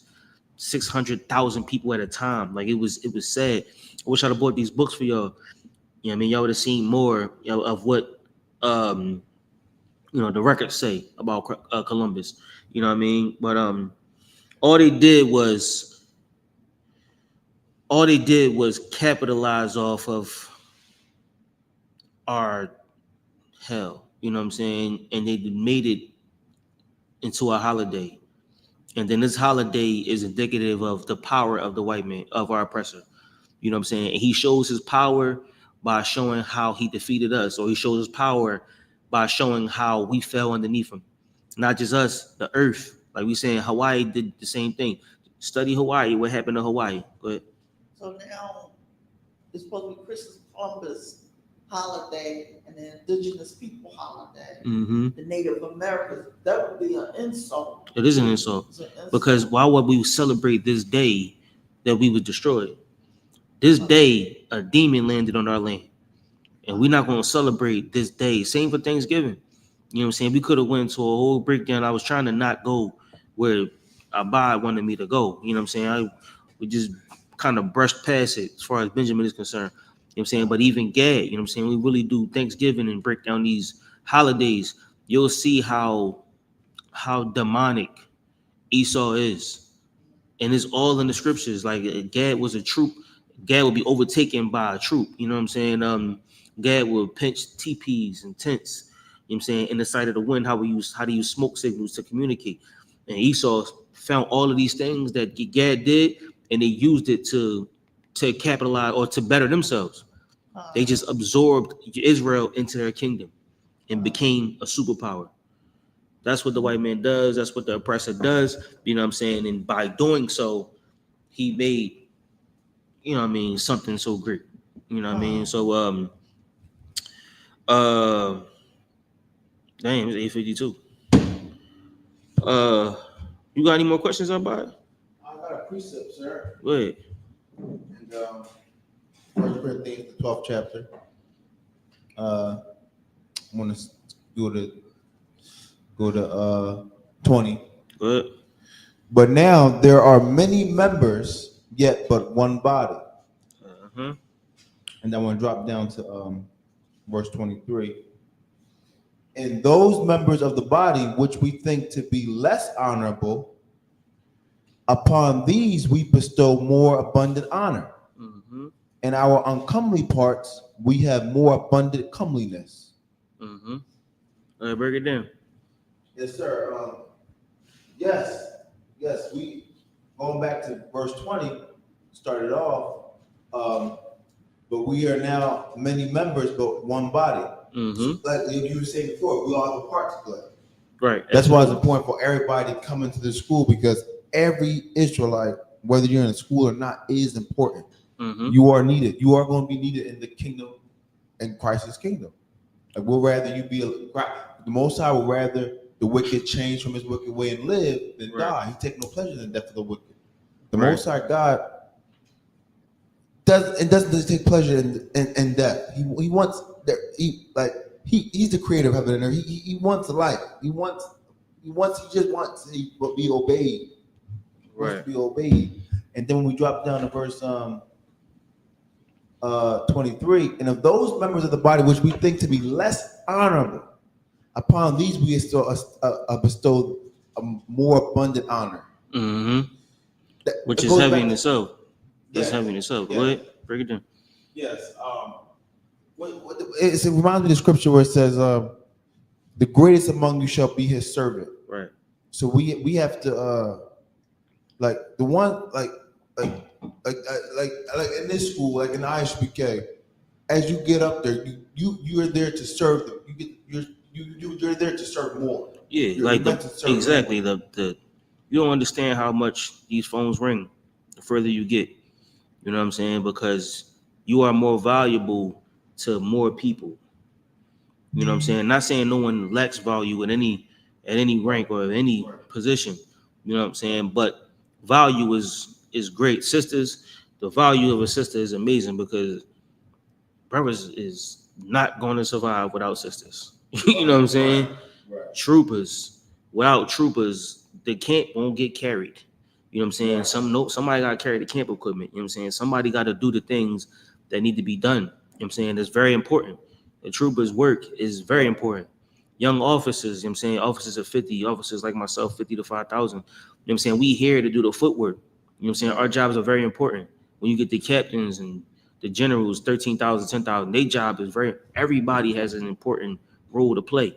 You know what I'm saying? No role diminishes another person's role. Right. That's just your job. That's your position. That's what you're here to do. Just, you know what I'm saying, be best in your position. Right. You know what I'm saying? And the better you are, you know what I'm saying, the more value you have. Right. Your phone won't stop ringing because we know what you're here for. You know what I mean? So it's heavy. You know what I'm saying? Like regardless of who and what rank you are, your value is the Lord gave it to you. Right.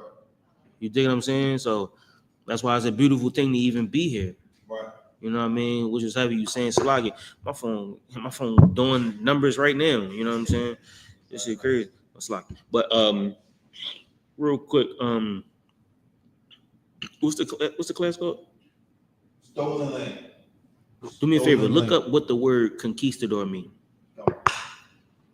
Conquistador. I believe it means. I think it just means conqueror. Isn't that a movie out about the conquistadors? Yeah. I remember this one movie I seen, these Native Americans at the end. These Native Americans in the movie at the end, it was this white lady. She was staying on a mountain, Mm-hmm. and they was like the Native American members trying to come here because they had a knife, but they was gonna cut her and stab her. Instead of going to them, she looked back and decided to commit suicide. Damn. And jump off the mountain instead of dying at their hands. I mean, it's like I don't know if we can say that, but it's a movie called Apocalypto, which is heavy as well. You seen that movie? I haven't seen it, but I've seen the picture of it. Yeah, Apocalypto is one of the movies. Like you got to read it as it's going subtitles, and they make it seem as if Native Americans were like sacrificing to other gods. They was lining them up, you know what I'm saying, and they was just cutting people's heads off trying to find God. They was just heads rolling down this pyramids. That's normally what pyramids were for. Pyramids were like death sites. You know what I'm saying? So they were about to cut the one dude head off, and it was an eclipse. You know what I'm saying? The moon went behind the sun, and everybody was like, "Oh!" And then they stopped, and they believed that he was the one. And then right after that, you see the ships coming to the land. You know what I'm saying? Like, so it's like they used it. They propaganda is something that they use. Propaganda is used to make you think a certain type of way. Right. You know what I'm saying? Like they use media and images and footage to make you know what they want you to know. Right. You know what I'm saying? Which is why it's a beautiful thing to come to these classes, because this ain't no propaganda. You know what I'm saying? But the more and more you scroll, your algorithm is based on what you stop and look at. They know what you look at. They got pictures, like they say it's like this iPhone and stuff, it flash every 4 seconds or something like that. If you look at it in an infrared camera, your iPhone is continuously flashing, and it's taking snapshots of what your eyes lock on the most. And whatever your eyes lock on, it builds profiles based off what you look at the most. That's what algorithms are. So it reminds me of that, and ye shall know the truth, and the truth shall set you free. Right. So break you to all the things that yeah. So like if you don't fight back, like they'll take control of your mind just based off the phone. You know what I'm saying? Based off the TV and the commercials, they do everything so you are subject to the masses. You know what I'm saying? They infiltrate your mind. And AI is another one. As AI coming, AI is going to make sure that you submit to them. And just as the internet, they said the internet was to spread information. Right. AI is to gather information. AI is meant to steal your thoughts and make it computerized. You know what I'm saying? So they don't. Internet gives you information, but AI wants to know how you think. AI wants to know what you do. Like the way AI works is it gathers information. So they don't just pull stuff out of clouds. They put what normally goes next to the places. So like they say he went, it's normally next to the store. It builds like that. They don't just know the answer. It just builds based off what comes next, usually in this answer or this question. And so as you give it information, it'll grow. And when it's done collecting information from you, it won't need you anymore. Yeah. What then? Well, it was something. The dude had jailbroke AI. He jailbroke it. You know what I'm saying? And he asked, "What? Yeah, what then?" At that point, when you don't become valuable no more, what happens to you? The person or AI? You. When you lose value or anything, when this microphone loses value, what happened to it? I see. It's like when the salt has lost its flavor. Yeah. When we trying over the foot of man. You get rid of it. You know what I'm saying? You find something that's worth more, or that you can learn or attach to or grow from. You know what I'm saying? So I'm not trying to say AI is going to get rid of us, but you gotta think how Esau is thinking. Esau trying to build a whole new, I don't know, humanity. You know what I'm saying? I don't even know what they're doing at this point. They're trying to build a whole new people. You know what I'm saying? They're trying to hit the island again. You know what I'm saying? Trying to hit the land again. You know what I'm saying? Like, and this time is for your mind to make sure that you are like, they want to know what you're thinking. Like, they steal information all day long with this propaganda. This phone steals all your information. If I say breadsticks, in 5 minutes they're gonna be a commercial on my phone about breadsticks. You know what I'm saying? If I say I love Red Robin, in 5 minutes I'm gonna scroll down my phone, it's gonna be a Red Robin commercial. If I say give me a Modelo, I'm gonna have a Modelo on my phone in 5 seconds. Sometimes when I look at TV and I'm watching a movie or something, and I might say a word, and then I hear on TV somebody repeated the word that I said, but they acted, like that. Yeah, like they make you think what they want you to think, and once they make you subject to them, you know what I'm saying, once you become subject to your thoughts are subject to them, then that's how they keep us enslaved. You know what I'm saying? Which is why it's a beautiful thing to come to these classes, because you start to break the chains. Right. You start to go at Satan, go at the devil, go at Esau, because this ain't normal. This ain't regular. The stuff we learning about is going against America. That's why we say free yourself from America. You know what I'm saying? Get out of her so that you won't be victim when the day comes that brother get off that boat or get off that chariot. When that day come, Lord be with whoever is watching TV or whoever's scrolling on their phone, whoever's not paying attention, Lord be with them.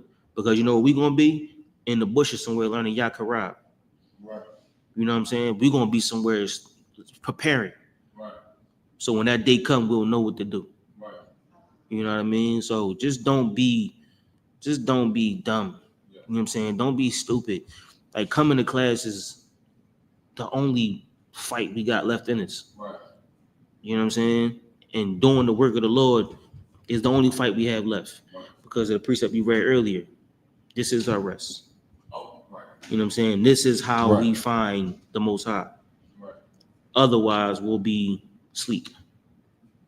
Right. You know what I mean? All right, what time is it? Good night. Any other questions, man? I got your conquistador definition. You still want it? Yeah, go ahead. The definition of conquistador, a conqueror. Damn, a conqueror. That's what Christopher Columbus was, a conqueror. That's what conquistador means. Conquer means to subdue. So the conquistadors, or the Spanish conquerors, came to destroy. They came to annihilate. So when you celebrate Columbus Day, you're celebrating the destroyer, right. A person who came to annihilate. Go ahead. Yes, sir. Is that it? A little bit more. Especially one of the Spanish conquerors of Mexico and Peru in the 16th century. Now, Christopher Columbus got money from the king and the queen. I think it was like Isabella and probably Charles, one of them. You know what I'm saying? They gave him money to come over here. You know what I'm saying? Columbus wasn't rich. I think Columbus was a bum, actually. He was somebody that they just like, go ahead. You know what I'm saying? And when he came over here, he felt something. So he was trying to up his rank. You know what I'm saying? Like, white man's a devil. You know what I'm saying? That's the best way to put it, man. So we know, you know what I'm saying, but we got to go out there and deal with the masses. So the more and more we know about these topics, the better equipped we are to deal with our oppressors and our brothers. Like the brother we were talking about earlier, the people that don't know the truth, right. The people that aren't here, people that aren't following the Most High, right. The people that aren't friends of Christ. Right. You know what I'm saying? And those people don't know the truth. Right. So when your friends do tell you about the pizza, put the pork or the pepperoni on it, you know what I'm saying? You can say to them, well, sis, look, you know what I'm saying? Pizza is unclean. All these ain't, like, would you eat a dog? No, I ain't eating no dog. But why wouldn't you eat a dog? That's nasty. Well, that's how I feel about pork. You know what I'm saying? I don't eat dog. I don't eat squirrel. I don't eat just random things. I respect my body. I respect my organs. You know what I'm saying? You got to do better than that, sis. Listen, if you want to, This class I go to, they teach you how to, you know what I'm saying, take care of yourself. They teach you how to be a better person. I've been doing it for a while, you know what I'm saying, and I've learned things that help me become a better person. If you want to come to class with me, you know what I'm saying? Learn about God. We learn to serve God the right way. What? The class. This class you in These right classes, now. right? Yeah, the class you in right now. And man, yo, come to class. You know what I'm saying? Well, whatever part of the earth you in, or you can look at it online. You know what I'm saying? Whatever, just bring your questions. Because the difference between us and them, we got answers. Right. Wherever you go in life, you ain't gonna get answers. Right. Whatever church you go to, whatever mosque you go to, whatever place you go to, you won't get the answers. You just have more questions. You know what I'm saying? You come here to find answers. So, you know what I mean? Tell them this is where you need to be if you have questions. But most of them don't want to know. Right. Mm-hmm. So I believe that's it. I don't think I really got into my topic, but to why, you know what I'm saying? Like, to why we did pretty good though. I mean, we got to a lot of the meat and potatoes of it, of who Christopher Columbus is. You know, I just really wanted to touch on it because that day is coming up. I seen that joint on the calendar, and it's crazy because you can celebrate somebody who evil as hell. That's the white man. You know what I'm saying? All right, with that being said, we're gonna pass the class off to preaching officer Abahaya. What's on Chris? What's on Chris?